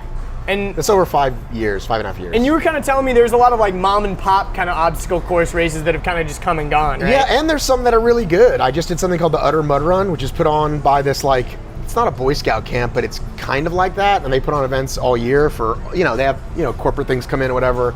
And they specifically have a mud course. And it's totally fun. My son Jackson does it with me. Nice. Or there's one called the Macon Mud Run. That's like, these aren't like, you're not going to find super hard obstacles. What you're going to find is people doing it with their families or someone that's never done one before. Yeah. And it's a super good time. Yeah, that's awesome. That's really cool. Go to obstacleracingmedia.com and go to our calendar. Yeah. This episode not sponsored by Maybe, no, I'm kidding. Obstacle Racing Media. No, but seriously, of course, I'll give you a shout out in the beginning and I'll talk about it and stuff because that's really awesome. But also the Atlanta podcast, because that's like Right. You the seem to new be thing. much more about the Atlanta podcast, which is fine. I'm I about would be both. too. Which one are you like more focused on? I would rather people listen to the Atlanta podcast Because I was going to say, I feel like you've kind of found your audience with the ORM stuff. Right. And I'm sure some of my listeners would be into the ORM stuff. I mean, there's a lot of people, I've talked to a lot of fitness-related people so far, a lot of personal trainers and stuff like that. So I'm sure there's a lot of people listening that are into the ORM stuff. I'll tell the listeners something that I told you when we first had lunch is that when people ask me about podcasting, I can talk about, do all those things, like just keep cranking out the content and make sure you do it every week and do this, this, and this, which I can say high up on my perch of 250 episodes in, right? And a pretty good... That's a huge accomplishment, by the way. Right. 250 episodes. Right. But it took 5 years if you do the math, right? Yeah, but hey. Barely missing a week, right? But starting over, right? I'm just like everybody else, and it's like, okay, hit publish. All right, how many downloads? 2. Great. You know what I mean? Yeah. It's super humbling. Like it's fucking hard work. Yeah. Which is why when I met you and you were like so on fire, honestly, did I tell you this? I was kind of mad at you. Because you were like, oh, dude, I love this. It's awesome. And I just put up like 3 a week. I was like, oh, I remember when I was that on fire about something. You see, that's the thing is I have that in the back of my brain. Like, because, okay, for example, if this guy's listening to this, this is just what I'm thinking. My friend Graham has a podcast, and he started it, and he started like back in September and stuff, and it was just kind of like, I think it was just something fun that he was gonna try. Right. And he put out like 15 or so episodes, but it wasn't like a super regular thing, and they were like kind of highly edited, like he was chopping out a lot of stuff. And now he's kind of rebranding and gonna make another podcast. And before I started mine, I did an episode of his that's actually gonna be on his new show that he's rebranding or whatever. Right. But my thing was I saw what he was doing and I was kind of like, that's just a little bit too slow for me. And on one hand, I was kind of thinking like, well, is Graham just gonna think I'm just straight up copying him and just trying to steal his thunder? Right. But then I'm like, no, obviously not. Like this is just what I'm deciding to really go for. Right. And I'd thought about doing a podcast for the past couple of years, actually. Me and my buddy, because my main thing was I kind of was afraid to just start it by myself. Right. I wanted like a friend to do it with. Right. To keep me accountable. But then you realized and you stuff. didn't need it. But then I realized when we did our first episode, like his vision for what he wanted it to be was way different than what I wanted it to be. Right. I was, he really wanted to kind of have, okay, we're gonna talk about this, then we're gonna talk about this, then we're gonna talk about this, and like make it really entrepreneurial and give advice and all this kind of stuff. And I was just like, I wanted to be more conversational and organic and, right. Whatever. So we did like one episode and I kind of just realized like, that was cool, but I don't think we're going to keep doing it, which is good. Right. So we didn't spend any money on equipment or anything either. We just recorded it on a phone. And so then when I did Graham's podcast, and I was like, that was awesome. Like I love doing that. I saw how fairly simple it was for him to set it up and do all this stuff. And so I did my research and got my equipment. I'm like, this is what I'm going to do. And I'm just going to do a 30-day sprint at this and see. You've got to see what's happening. You've got to see what's happening and describe it to your listeners. This is amazing. So this woman is doing an interpretive dance. I don't know. She's listening to music on her headphones and is straight up living out the phrase "dance like nobody's watching." Because if she, or maybe can we name this episode "Dance Like Nobody's Watching"? Yes, we definitely can. Because this woman is definitely dancing. Either she's trying to get the attention and is dancing like everyone's watching. But here's what's even better. For a second, I thought maybe she was crazy and homeless, but she's not, because she just sat down at the bus stop totally like a normal human being. Yep, and she's just listening to music. She's just feeling it. I bet she's listening to like some like really soulful, like something she was just really into it, swaying and all that. That was beautiful. It really was. Dance Like Nobody's Watching. It's the episode. All right. Episode 36, maybe. Or whatever. Or whatever. So anyways, we were talking about Graham's podcast. And so I was like, I don't want to be like, oh, I'm just like, yeah, I did this guy's podcast, but now I'm going to start and go all out and do tons of episodes. But at the same time, I had been thinking about it for a couple years, and it was just But that you understand was the that fire. is how people do it. People go to a Starbucks and have an experience, or go to McDonald's and have an experience and go, I'd like to make a burger that actually tastes good. Like, it's totally fine to have that happen. Totally. And so for this, I've been thinking about the Atlanta podcast for probably 2 years, and I kept Googling it because I couldn't believe there wasn't one. And then sure enough, when me and Steve, my partner, shout out to Steve, finally launched one, sure enough, there is one already called that. But no offense, fuck them, I don't care. They didn't buy the domain, which they should have. So I've got the domain. Have they contacted you? No, and I reached out to them on Twitter. So if you're listening to Atlanta Podcast, I reached out to them on Twitter and said, hey, I think there's more than enough room in the world for both of us, whatever. Yeah. But they didn't get back to me. Huh. But anyhow. Maybe they're salty. Whatever. But they it's been in my brain for 2 years. So the fact that they launched it before, like I said, they should have bought the domain, they didn't. Exactly. I saw this meme the other day that said, these annoying millennials have been arguing very loudly next to me in Starbucks for the last hour, and they just came up with their perfect business name. I just bought the domain name. I thought that was hilarious. I'm like trolling at the ultimate level, just hearing someone come up, I've got it, this, and then just buying the domain name immediately. That's classic. But yeah, so you were thinking about making this Atlanta podcast for the past couple of years, and it was just like, fuck it, let's go, let's do this. But now you're starting from the bottom. You're like, yeah, and it's super frustrating, but the feedback has been really good, and it's one of those like I'm sure when you've gotten an email and this sort of part of your brain goes, yep, I knew I was onto something, right? Exactly. Exactly. Because there's all the nervousness that comes from like actually hitting publish and like waiting for the downloads to come in or waiting for someone to say great job or whatever. Yeah. And so when you actually get that, it's like, and I know like if we're like, the Dalai Lama about it, like, well, I'll just put it out and have people enjoy it. But of course we want listeners. Of course we'd like to make a dime doing it. Because it's the whole like, if a tree falls in the forest, does it make a sound? If a podcast goes on iTunes but nobody listens, is it actually a podcast? Right. Or if it's not on like 12 other things. I'm on Google Play and iTunes. Yeah. And the Apple Podcast. Yeah, and the Apple Podcast app and Stitcher and Podcast Addict and all. Podbean. That's a weird one. Yeah, I've only ever used is like Stitcher. I've never used SoundCloud. Have you used SoundCloud? So I kind of regret I bought the pro version of SoundCloud so I could start putting episodes on there, but I just don't think, personally, I use SoundCloud exclusively for music, which is kind of crazy to say. Most people are like, wow, you only use SoundCloud? I literally don't have I don't have any songs saved on my phone. I don't use Spotify. I don't use iTunes. I don't use anything except for SoundCloud. And I listen to music all the time. See, I wouldn't know that that's something that people don't do because I'm old. So to me, it's like Pandora is the free one. I don't use Spotify. Spotify is like, I know you can make your own playlist, but that confuses me. So I just go, Beastie Boys, great. Now I got a Beastie Boys station. There we go. 80s, now I got an 80s and that's station. Great. And SoundCloud has a thing that's what I love about SoundCloud is once you finish playing a song, it'll generate another song that's related to that song automatically. You don't even have to like say, start this station. It'll just kind of give you related songs. And a lot of times, the cool thing about SoundCloud is you don't have to have a record label or an official album. You can kind of just put a song out there, and if people start listening and stuff, starts getting traction. What is this I keep hearing about? They're almost out of business. They haven't really figured out how to make money. like most businesses, yeah. But they have a giant user base, and I actually am one of the few people that pays $10 a month so that I have, it's called SoundCloud Go. You can listen to songs offline. But you can listen to more exclusive songs that would typically cost money that are only previews. How does Pandora make money? Aren't most of their people? Ads. They have ads every like 5 songs or whatever. SoundCloud does have ads, but in the beginning, they didn't want to be too aggressive with the ads because they were afraid people were going to get mad because for years and years and years, people were using it and there was no ads. Right. Well, same thing with Pandora, and I honestly don't mind them, and it's the same few ads every 5 or 6 songs. Squarespace. No, that's podcast. Podcasts are always Squarespace. Pandora is there's this local lame one. It's funny because I listen to like a few different rap ones. Like I have like a straight up Beastie Boys one, but then I have like, I don't know, old school rap, and there's like rap of the 90s, whatever it is, and there's one that's like, they have billboards, it's like, are you in an accident? We'll call 555. It's just, but it sounds like a rap song. They're trying to make it a rap song and it's so cringy. But it's one of those things that like you'll be singing it. Yeah, unfortunately. That's how they get you. They'll figure out how to make it catchy. But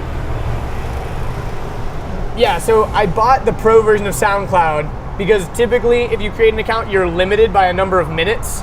And for songs, it's okay because you can put up 20 songs and cool, it's free. But for podcasts, the minutes limit is a big thing because like you upload one and like you have 10 minutes left. And I was like, God dang it.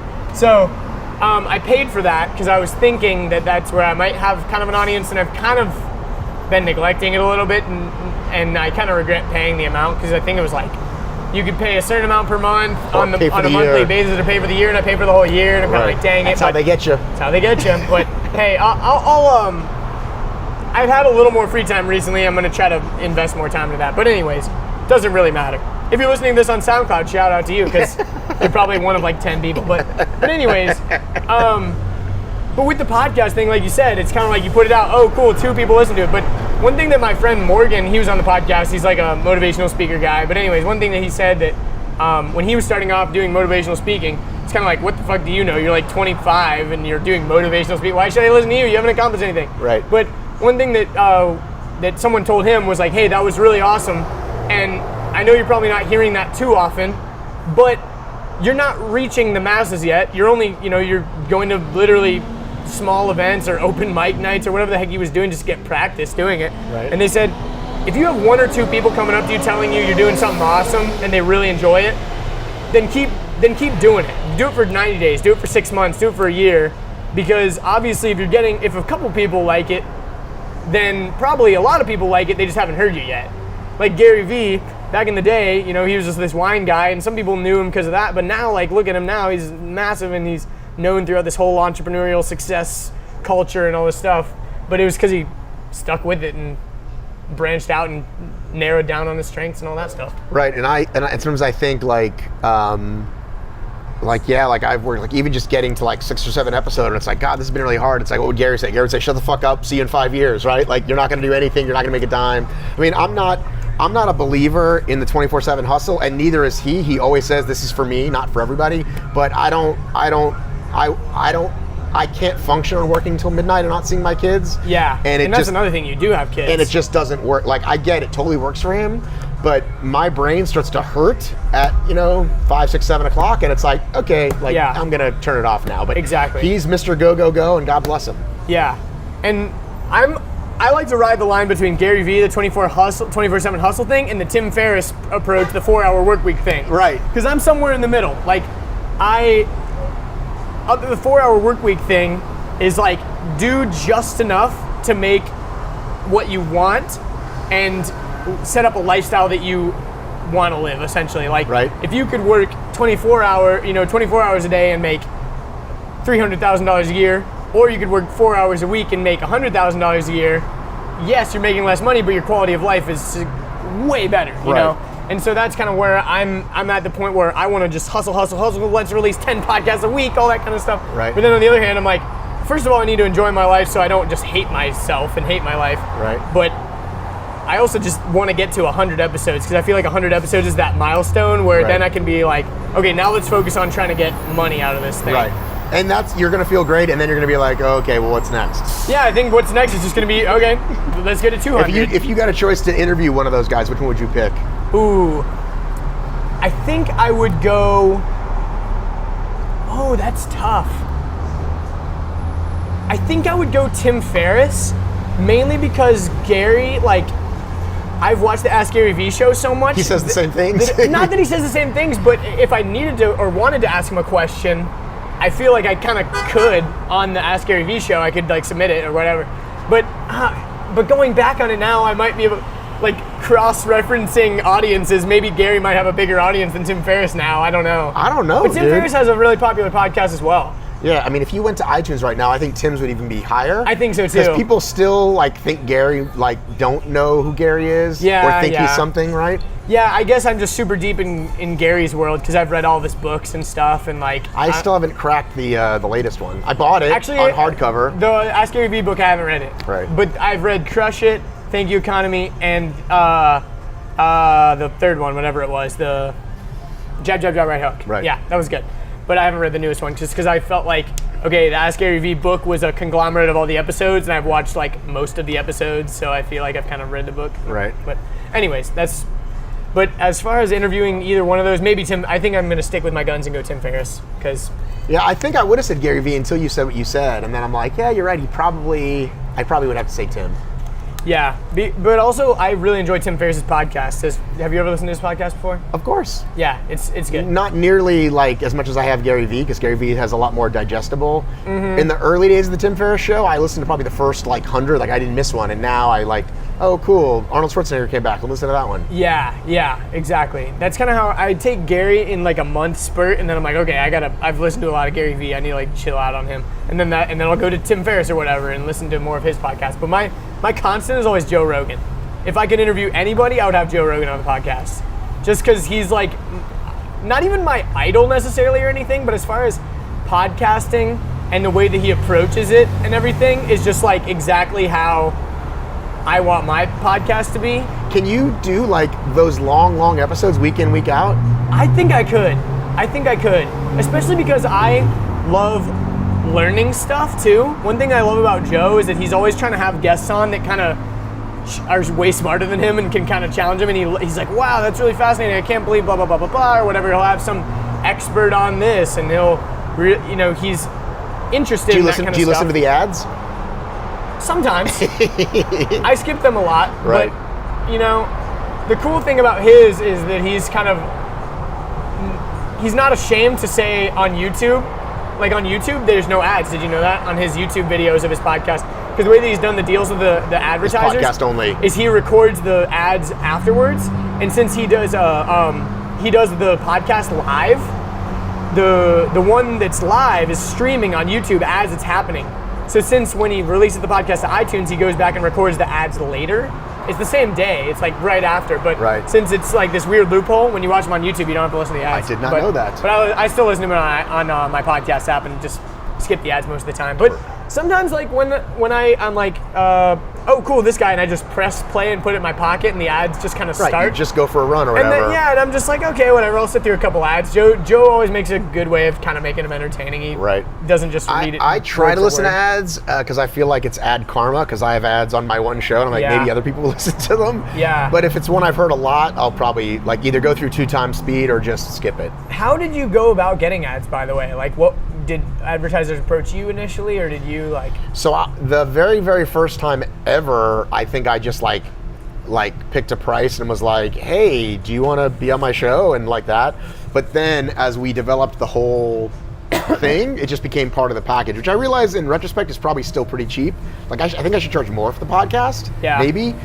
We'll see what happens with this new one with Atlanta. Yeah. But with the ORM one, it's part of the best package. So because you get ads on your website. Because you can be just on the website, or just on the website plus social, or just on the website plus social plus podcast, and then that's how it That's works. a good package, though. I remember you talking about that. Yeah, and so for Atlanta, there's a website, but I don't really care about the traffic there. Maybe one day when there is eyeballs on it, I will, but for now, we'll just see what happens. Yeah, that's kind of how I am with my website. I don't really give a shit if anyone's going to it. Right. Like, anytime I'm directing people to listen to the podcast, I'm not directing them to the website. I'm giving them an iTunes link. But since you spend enough time on show notes and that stuff, though, you will show up and search for, like, those people or totally. whatever. And I've also heard that the longer your show notes are, because the way the Squarespace hosting works is it's posted like a blog post, like when you post your podcast or whatever. Right. And apparently, the longer your blog posts are, it can help you with search engine optimization. Because if your blog posts are only like a paragraph, like a short paragraph, sometimes search engine optimization is going to just say like, oh, he's just trying to post blog posts just to get more blogs in. Whereas they'd rather have quality content and go deeper and maybe even answer someone's question. Right. I mean, WordPress does the same thing. If you have a WordPress site, it'll say all these things. It'll ask you what keyword you want to use, and then it'll say, great, you did great for that. Your podcast isn't 300 words. That we recommend doing that. But it's all good. Everything helps. Yeah. And I also think that having hyperlinks out helps too, for whatever reason. Hyperlinks in really help. Okay. Yeah. That's what I've heard, is like having hyperlinks kind of legitimizes your website, because it's like, okay, other people are talking about your thing. Right, and then that's how people juice the system, is they sort of like, they do like these sort trade of like... for trade. Well, and it's also like, think of it like laundering money. Like they'll shoot it to this site that gets a ton of traffic, but that has nothing to do with you. And then Google says, oh, like if CNN linked you, that would be phenomenal, right? It's not gonna guarantee you're top of the charts, but we all know that Google has a ranking of like 1, and it's sending you a thing and... Yeah. Well, Andrew Deitch as a keyword I'm already pretty high up on that list. Right, there is another guy with that podcast name though. Told me, Deitch. He's not a podcaster, but he's a doctor. He's a doctor. I thought you said there was a sports Deitch. Oh yeah, there's a sports Deitch, Richard Deitch. But if you search Andrew Deitch on that, I'm number one. Yeah, I'm number one, baby. But yeah. Are you scratching your balls right now? No, I was adjusting my waistband. I was not doing that. But Can we call the episode Andrew Deitch scratches his balls? This is the first time that has been uttered on the podcast. I like that. Awesome. But yeah, that's what I was curious about as far as ads, because I know some people like want to join a network of podcasts then they already get ads. Well, I think you can, like everyone I've looked at, it's like you've got to have like 30,000 a month, which even ORM doesn't get. Like we get like 20,000 a month on a good month. So it takes a while to get those. But yeah, I want to submit to all those. If I get to that length and then they do the work for you, absolutely. Yeah. Because even the big ones do that. Like WTF at this point probably has a company that's, getting them the you know what I mean? Yeah, that's the thing is I'm kind of torn on that part because the thing about the ads is I feel like a lot of times you'll have the ad guys getting, like nitpicking you about how you read the ads or whatever. And I feel like as soon as someone does that to me, I'm just going to be like, sorry, I'm going to drop you, man. Oh, yeah, and I heard you talk about that where you're like, hey, I think I'd rather go the Patreon way because then I'd never have to kowtow to anybody. Yeah. But I mean, I think for the most part, like, all these guys, Marin and Ferris, they try to sound as enthusiastic as possible, but I know they don't use all these products. Yeah, well, what's funny is like Rogan, he has a company called MeUndies that sponsors his podcast. I'm wearing a pair of MeUndies right now because literally, like, he's read it so many times and I was like, he's right. Like, my underwear that I'm wearing, like, do kind of suck. Hey, I'll give it a shot. They have like they have a money back guarantee or whatever. Ferris has them. Marin uses them. Yeah, like a bunch of people use them, and it worked. Like, and a lot of times I skip the ads. So obviously the ads are doing something. And even if I don't, that was a weird noise for a car to make. But that's what I'm thinking about with ads is I feel like once I get the first advertisers, they're going to be like, okay, we got one person using our promo code. Yeah, cool. But like what, I think it's more about the awareness and listening to it a few times and all that. Yeah. That's a longer, we can have a whole nother conversation on like, because that's what I have like every day with people when they advertise the ORM, they're like, well, am I going to get my money immediately back? And that's the whole Gary Vee thing about there's no such thing as ROI. And so that's the conversation I have like, not 10 times a day, but 10 times a month. Yeah. And then they either understand or they don't. Yeah. And if they don't, then they don't. Yeah, exactly.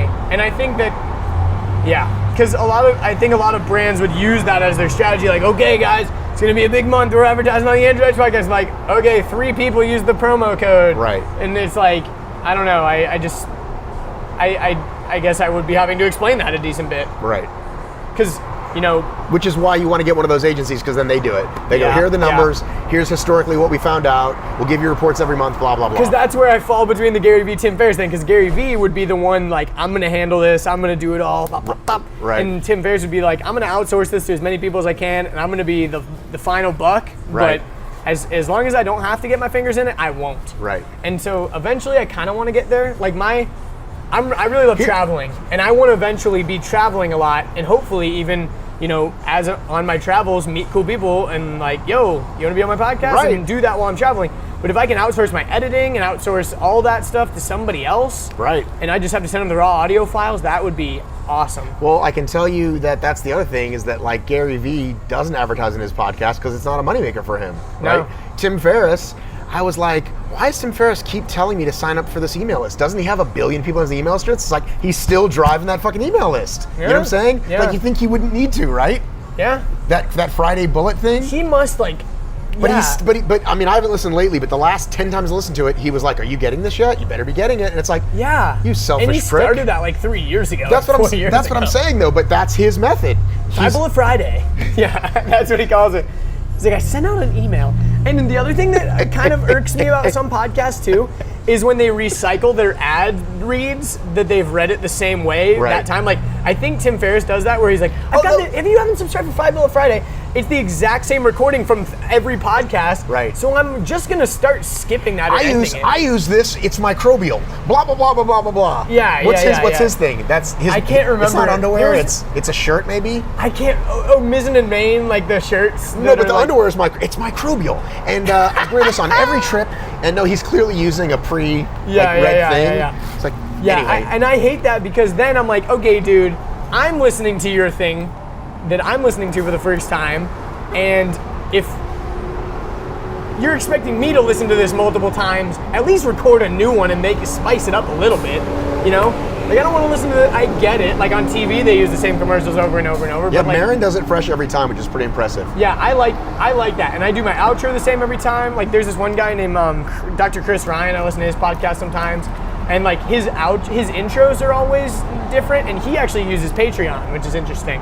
He doesn't do any ads. But the ending where he's like, thanks people for listening, and if you want to find me, blah, blah, blah, that's always recycled. And I'm like, why am I listening to the last 1 minute of this podcast every time?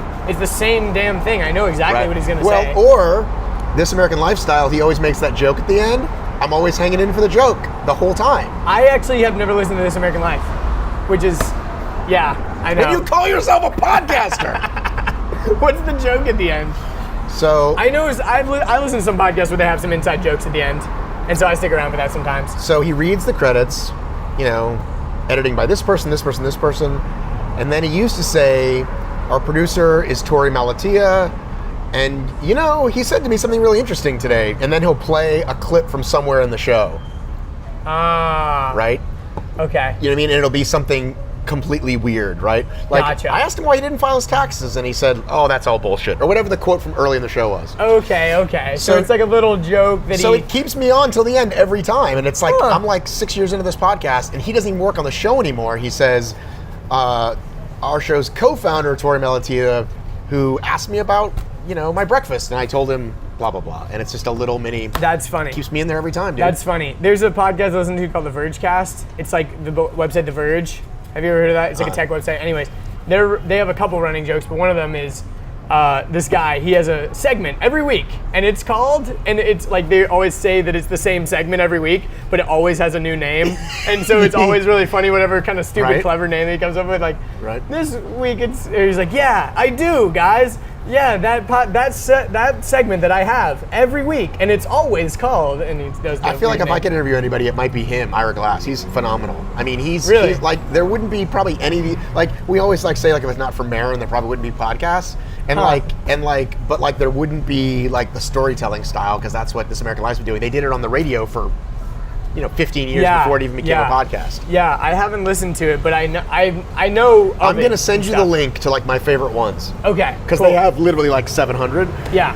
I'll send you to the one. I know it's like top charts. Like I know it's like. I'll huge. send you the one from the one that's that guy that I was talking about. That story, and then I'll also. But they're like super highly produced, right? Like there's sound effects and stuff like Oh, that. dude, they're like It's like a show, but it's like only audio. Right, and Yeah. which now is like done all the time. But these guys, I feel like those kind of podcasts are just going to make me feel bad about myself. they'll But just. they're totally different style than what I'm I don't doing. know. To me, it's just like. Just impressive storytelling. You know what I mean? That's cool. I feel like if you like documentaries, you like This cool. American Life. Cool. Because it could be about anything. Okay. It could be about something super deep and personal. It could be funny stories, because each show has a theme. Each week has a theme. We do different stories in that theme. That's my That's what he says. Ira Glass impression. Okay, gotcha. Act 1. Okay, cool. I'm gonna have to check it out, because that's the other thing is I kind of have my grouping of podcasts, and I kind of just listen to every single episode of those, Right. and I haven't branched out too much. And that's another reason why, like when you kind of were saying in the beginning, like I was so on fire and all this stuff, and you're waiting for that one little bit of feedback.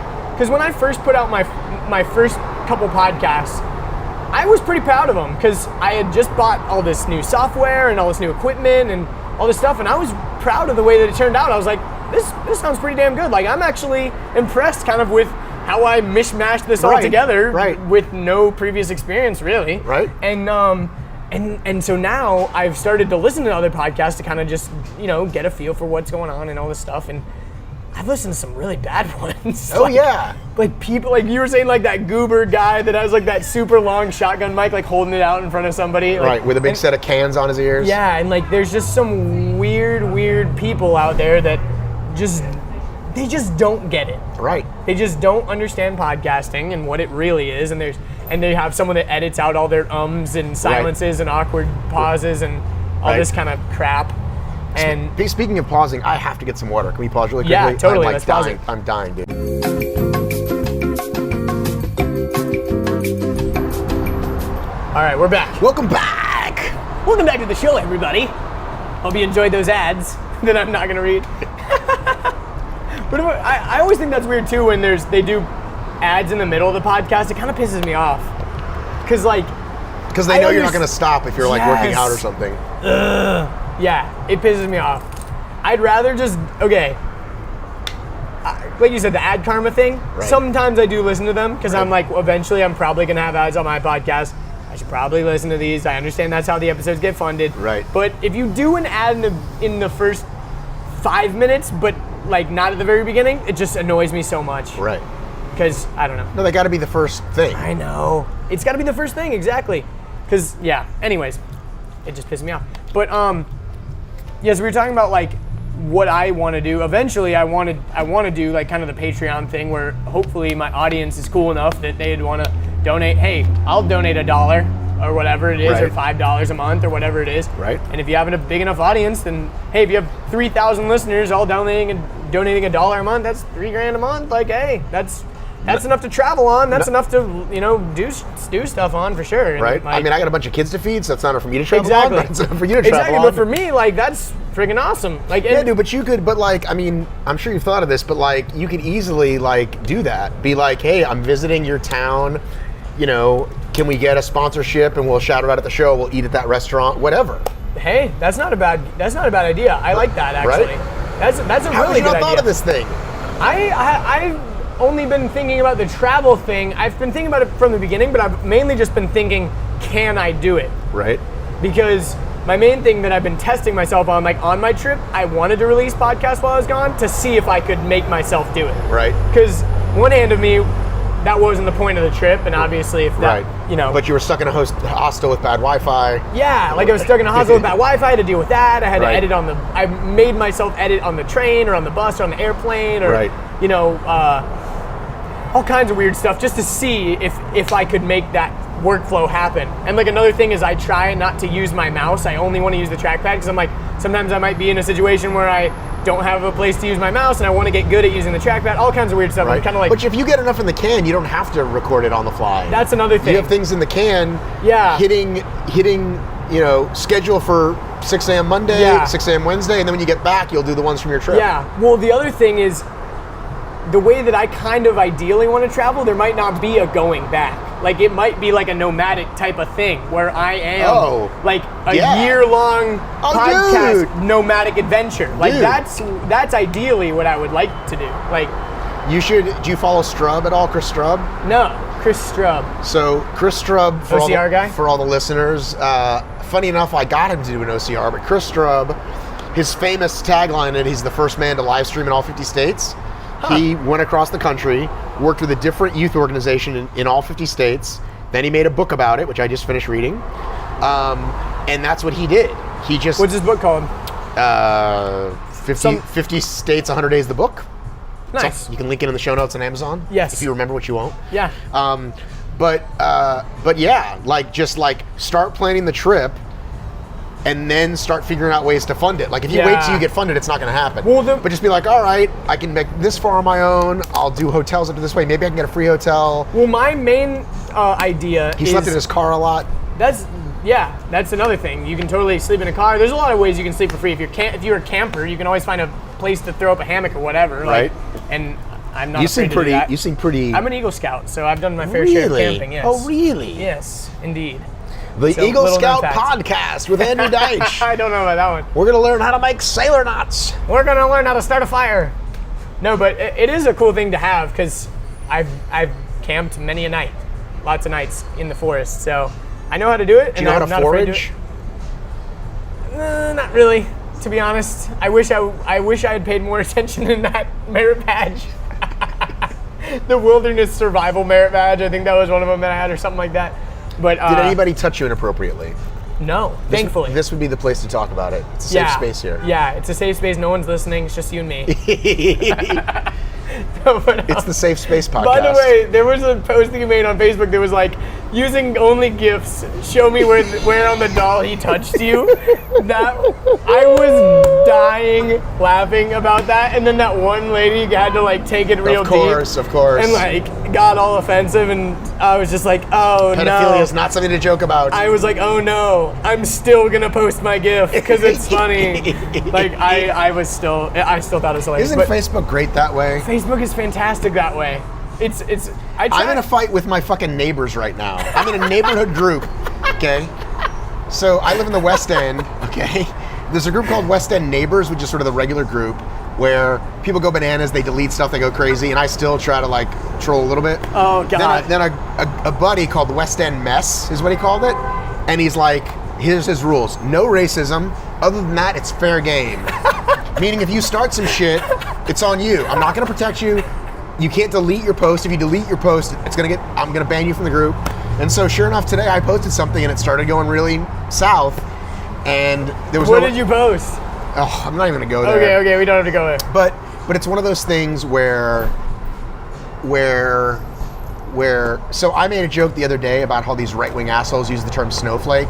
Yeah, like yeah. anytime anybody says anything like, hey, that's not cool with me, it's like, okay, snowflake. Like, they're such fucking douchebags. Yeah. But this post, because they went from zero to Nazi with what I posted, literally they posted the memes of the guys with the torches, right? Yeah. Under my comments, like clear, and I started typing, this is why they call you snowflakes. You're completely blowing this out of proportion. And then I was like, no, because that's what every racist Nazi asshole does say. So I just had to let it go. But here I am being called, someone said the alt-wing right is among us, right? Like, compare me to those people, which again is like way worse than whatever I posted, to compare me to that, and then to put up the fucking Charlottesville freaking tiki torches under something I said. I'm like, oh my God, people. So then I just left it alone for a while. Well, here's the thing is, people like think that they have this screen in front of them, so they don't think about the fact that you're gonna have to confront that person in real life. Right. And chances are that you're gonna see them in real life, and you're gonna say something to them, and they're gonna be like, don't know what to say or whatever. Well, that's the thing, is like, anytime like calls me like a troll, I'm like, yeah, like trolls are like anonymous. I'm right here. Here's me and my family. I'll tell you where I live. Yeah. Like, I'm not. We are neighbors. We're in this neighborhood group. It's not like you live somewhere else and I'm but over here's here. what's super interesting is that I've seen this happen multiple times, including today, where they get super offended and then their vitriol comes out, right? I am being called like all these names and I'm like, oh, you're just a fucking dick, you're an asshole. It's like, wait a minute, like, I'm just pointing something out. You're the one like going bananas. Yeah, And I think another thing is people have all this pent up rage and they just want someone to dump it on. And since you posted the thing, you're the first guy they see and they just want to something dump it happened on you. in this neighborhood group today. Me and this guy were kind of going back and forth, and then I jokingly said, because his profile picture was just like blank, and so I jokingly said, like, your Facebook like is rank, show yourself, and he's like, I'd rather talk man to man. I was like, great, let's talk. So we PM'd each other. Me and this guy are gonna talk. Cool. All for civil discourse, right? This other guy, when he was keep being a weasel, I was like, Hakeem is the guy who said he'd meet me. I go, why don't you be more like Hakeem and actually meet me? And he was like, maybe. And I said, yeah, like someone that says maybe they're showing at your party is never gonna go. Oh, I'm just busy. And then I fucking went off on him for that. I said, oh, I'm sure you're super important. The rest of us have all kinds of time, whatever. He's like, I just wouldn't waste my time with blah, blah, blah. And it's like, yeah, you're a douchebag. Like, this guy, like, took it like a man. I was like, yeah, let's talk about this. And you're a fucking weasel. Yeah, that's the thing. That's another reason why I love the podcast face-to-face, because I like getting something out of the podcast and talking about dark stuff and getting in the nitty-gritty and, like, having this face-to-face thing. And, like, so many people are like, yo, I want to be on your podcast. I'm based in Vancouver. And all this. I'm like, yes, that would probably be good for my podcast to say, like, oh, yeah, I got this cool real estate guy today. He's in Vancouver, blah, blah, blah. And then have this conversation over Skype. But that's not interesting to me. Right. And, like, that's not what I'm in it for. And I want to keep it how my vision is for it. So. Right. Tell them to sponsor a trip to Vancouver, and then you'll do like 5 podcasts in Vancouver. There we go. Like, come host me in Vancouver. Because actually, that's a good segue to go back to where I was a second ago when we were talking about traveling, because we were saying I could camp or whatever, but I've been fortunate enough to, especially at these music festivals, it's kind of these weird gatherings of people from all over. Right. I make friends with people all over the country. Right. And a lot of people have said to me, like, yo, if you ever find yourself in X, hey, you can crash at my place. So I'm about to, like, literally, this is a big thing for me that I've been thinking about for a long time, is I'm going to make, basically, I haven't figured out the exact way that I'm going to do it, but I'm going to reach out to all these people and be like, yo, you've extended this hand. If you're really serious about it, like, I want to come visit you. How long would you be comfortable with me, like, crashing at your place? If it's 1 day, cool. If it's 5 weeks, cool, whatever. Right. Whatever you say, I'm cool with. And then let's figure out how we can work together. Maybe you can be on the podcast. Maybe we can, whatever. And I'll work on your farm. Yeah, or whatever it is. I'll clean your house. Well, or I'll buy the groceries or whatever. In the nude. I'll clean your house in the nude. I'm sure there's going to be some interesting stories. So let me tell you why it's so much better for you these days, young Andrew. Yes. So when I was a young man, we went on this like trip to Florida, me and my buddies, and we met these great dudes, okay? And it was the best trip. We'd wake up in the morning, right? Get high, go to the pool, drink, fall asleep, right? Wake up, get high, go to a show, drink, and it was great. These guys were awesome, right? Mm-hmm. We didn't hook up with girls. It was just me and these dudes. They were from New Jersey. They were hilarious. It was like Goodfellas had just come out. We were talking about Goodfellas all the time. These were great guys. Now, when that trip ended, it's like, all right, so do you want to give me your address? Like, I'll write you sometime. Like, dudes weren't writing other dudes. There was no Facebook. That was over. Whoever those guys are, God bless them. But it wasn't. You didn't even really exchange numbers because nobody really even called long distance. I mean, it's like, all right, have a good life, right? Yeah, that is a weird thing, and I've said that a lot because my boss was talking to me about my trip that I just went on, and my brother actually went with me, and he stayed over there. When is he going to be on the podcast? This mysterious brother. Yeah, he needs to be on the podcast soon because. When he comes back from his trip, he's younger actually. Okay. He's 19. Okay. So is he a mini version of you? He's actually taller than me. With a similar beard? He's taller than me, and he has no beard. He's clean shaven, maybe more attractive than me, I don't know. I'll be the judge of that. Yeah, but can we look him up real quick? We can look him up, but he doesn't have a Facebook, which is weird. He has an Instagram. He had a weird thing where, you can listen to his podcast, we'll probably talk about it. But anyways, I'm gonna look him up though while we're talking. Yeah, go on Instagram. You can find him. His name's Matt Deitch. I think that's his name. He might be locked. Wait a minute. He's literally not on Facebook. He's not on Facebook. Why is he not on Facebook?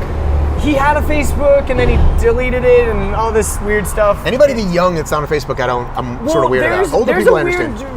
There's a weird sliver of youth that Matt still Deitch Racing. Nope.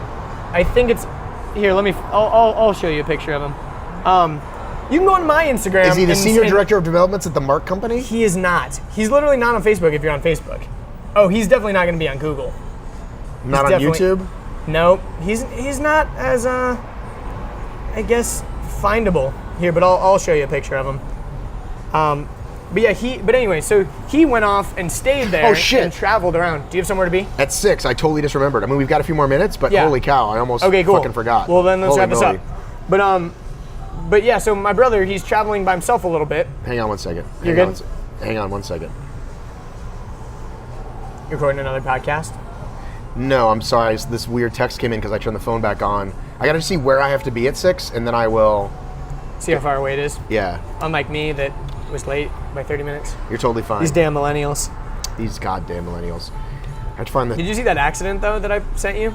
It was pretty gnarly. That's no excuse. It was pretty gnarly. Where's the Stacks Lofts? You would know where that is. I don't. You're a young person. I know. I should know. I'm not very knowledgeable with places. Like when I'm listening to your podcast, I'm like, I should probably find out where that is. It sounds like a cool spot. Like, I'm not as into all that. I don't know the cool spots as We much. can talk for like 10 more minutes. Okay, cool. Well, that's perfect anyways, because we're coming up on we did 30 minutes and now we're an hour and 7, so this is good. All right. But anyways, so, and I've been doing some shorter ones recently and longer ones are cool, but sometimes it's just an hour and a half. It's perfect. Sure. But anyways, so my brother, he's still traveling over there, and my boss was kind of so he's just over there, solo? What the heck is he doing? How is he and I'm he has the internet. What else does he, need? I think with a phone, you're okay. With a phone, you're okay. As long as you've got money in your bank account, and you have a phone, you're kind of good. And you're especially being a dude, there's just that aspect where, you're not that you couldn't get kidnapped or stolen or, sold into... More concerns when you're a woman. Exactly. If you're traveling solo as a woman, it's definitely just more dangerous. It's just, just how it is. And, so it's just she's so he's just over there? I'm yeah, he's just over there. He's coming home in a few days. He's doing good. He's went to all these cool cities and sounds like he's having a great time. And it is an amazing time to be alive even because we can go to the other side of the world and not feel like it's so small or far away and we can share all the experiences with our friends. Everyone on Facebook can see what I'm up to and everyone on the podcast can listen and Snapchat and all that stuff. So it's an interesting time. It's a very cool time though, I think. What do you think about all this social media stuff? Because like you said, when you were younger, you met people and you couldn't really connect. But, so it's weird because we were the last ones to get on, right? So I'm 45. So when I got on in 2011, was it 2011 or 2012? No, it had to be 2008. I'm thinking is whenever it happened. It was only colleges for a while. Yeah, because I was going to say 2011 was what we were talking about earlier with the podcast and stuff. So it was probably before that, right? Were you on Facebook before you started listening to podcasts? maybe? No, for sure. Okay. So 2008 was like around the time Facebook started to kind of blow up and stuff, I think. Right, but you had to have a college address, and I specifically remember that because when I had my staffing company, we wanted to be on it. We wanted to advertise in these towns to college students, and we couldn't. And you couldn't fake it. Like, you had to have an .edu, right? To work, right? Yeah, makes sense. And then I remember when it became not that. And like the first thing I did was like, oh my God, everyone from high school. I haven't talked to these people in 15 years. Yeah. And then I met a couple of them for like lunch, and it went well. And then a couple of them I was like, yep, no interest. Nope, not really. And so I had a very small-ish Facebook life. You know what I mean? Like here's a picture of my kids. My parents can look at it to see their grandkids. Right? Yeah. And then I got into this obstacle world, and then my Facebook like blew up. Totally. Because people can just immediately look me up.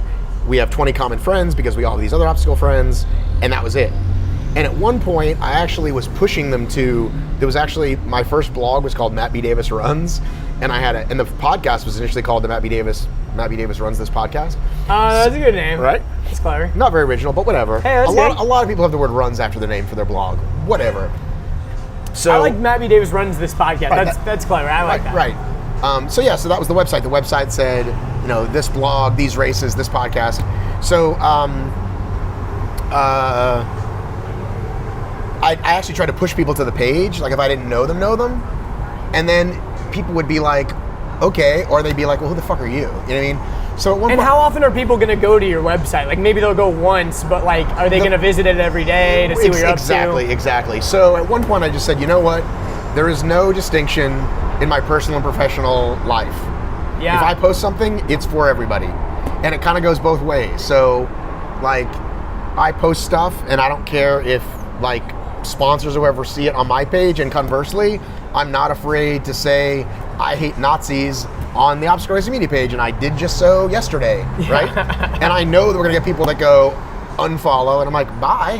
Yeah. I posted a picture of two guys in a tub because it was a hilarious picture, right? Yeah. And it was tub life, and basically because somebody dared me to. It's like, sure, why not? The amount of people that were like, this is great, I accept you, like, thanks for being so accepting. There are people that were like, I'm unfollowing you, this is horrible. Like, you'd think I showed like two dicks on the page.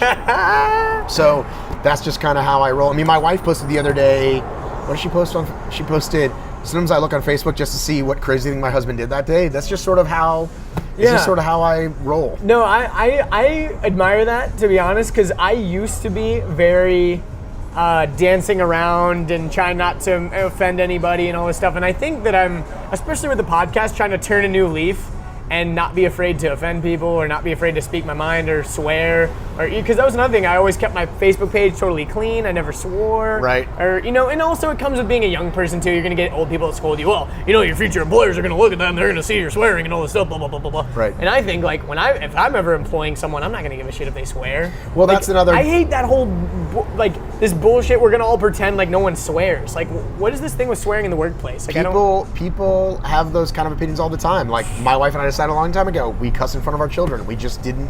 It's just not something that we care. If they're. Do you let them swear? Well, if we're not like sitting at this table, like if they're at home, they say stupid things and think it's hilarious. They know not to do it in public.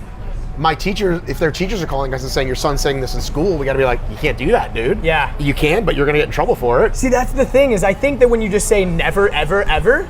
Right. But you do it sometimes, like my mom, like so for example, like one time I remember distinctly, I have this little scar on my finger, I cut my finger open, and my mom swore, and I was like, oh my gosh, that was like one of the first times I remember distinctly my mom swearing. Right. And I was kind of thinking like in my mind, like, well, my mom always says never to swear, but is there sometimes where it's appropriate to swear? Like you have this weird existential thing in your brain when you're little. But I've learned that anytime somebody says, this is going to make me unfollow you, something was always going to make them unfollow you. Good. Gary Vee talks about that. He's like, the reason why I swear almost sometimes excessively is because it's like a bullshit filter. It filters out all the people that are gonna ignore my message just because I'm choosing to swear a little bit. And like my mom, for example, like, well, why do you have to swear so much on the podcast? And it's like, she's like, you don't do that around me. I'm like, yeah, because I know you don't like it, but this is for other people, and maybe you're not my target audience, unfortunately. Right. Like, I know you want to listen to the podcast and you're interested in what I'm doing, but I posted a zombie Jesus on Easter a couple years ago. People lost their fucking minds, dude. people lost their minds. That's amazing. And it was funny to watch because then they battle each other. The people that lost their minds, other people would be like, would start like, banging on them. And it was like, what are you going to do, dude? Anyway, it's fun for me. Yeah, it's fun being a troll. But like you said, it's like, I'm not necessarily a troll because here I am, here's my family, here's where I live. Right. I'm Matt B. Davis. Right. Take it or leave it. Right. If you don't like me, just unfollow, unfriend. You don't have to look at my stuff. Right. And yeah. I did have a guy physically confront me recently. If you listen to my podcast, you can learn all about it. Which one? The ORM podcast. Oh, okay. You have to listen listen to it. There's 2 Asheville episodes. Listen to the first 10 minutes of the first Asheville. During the podcast, did he come up to you? Just listen, you'll hear it. Okay, cool. Okay, let's wrap this up. So obviously I'm going to plug your podcast in the beginning and end. Right. But otherwise, if people want to like ask you questions or whatever. I'm at Matt B. Davis on all platforms. Facebook, Instagram, Twitter. I'm assuming the B is just because there's so many Matt Davises, right? Correct. Makes sense. Matt B. Davis, everybody. If you Google Matt Davis, you get a lot of people. If you Google Matt B. Davis, you get me. Here we go. Any last things you want to say? I've enjoyed this. We should meet more often at Delia's. We definitely should, man. This was super fun. And yeah. Fist bump. Here we go. Boom. That's it, folks. See you later. There we go. That was it. Another legendary episode in the books. Hope you enjoyed listening. Make sure that you follow Matt on all of his social media platforms and go check out the Obstacle Racing Media podcast and the Atlanta podcast on iTunes, Google Play, Stitcher, wherever you listen to podcasts. I use Podcast Addict. It's my favorite. But mainly because I haven't really tried any other ones. But I really do like that one. And if you like the format of my podcast, I think you would really enjoy listening to both of his podcasts. I will have links to all of that in the show notes, the nobody reads, as Matt likes to say. And also, we mentioned that we would put some other links in there as well. And I'm sure I'm forgetting some, but hopefully I remembered all of them. So be on the lookout for those if you were curious about any of that. But the next episode is my first official repeat guest. And it just so happens, I think it was appropriate that he was also the first guest on the podcast. If you've been listening since day one, you will remember Adam Kishoro, a.k.a. Meal Prep Poppy. And he's just one of those guys that I could have conversations with every single day and always come up with new stuff to dream about and talk about. And we had a great conversation. So that podcast will be coming out very, very soon as possible. I'm excited for you guys to listen to it. If you want to support the podcast, of course, share it with a friend. Tell them about it. Tell them how awesome this show is. If you really like it, please go to the iTunes store and rate it 5 stars. Leave me a little review. And also, I'm curious as to who's listening to this. So if you stumbled upon this podcast, go hit me up and let me know how you found out about me, because that's kind of interesting. And if you want to follow me, you can hit me up on all my social media accounts. Andrew Deitsch, that's Andrew Deitsch. And you can also go to my website, andrewdeitsch.com, and find the links to all my social media accounts there. But that's pretty much it. You guys are the best. I hope you have an amazing week. Thank you so much. And stay awesome. See you next time.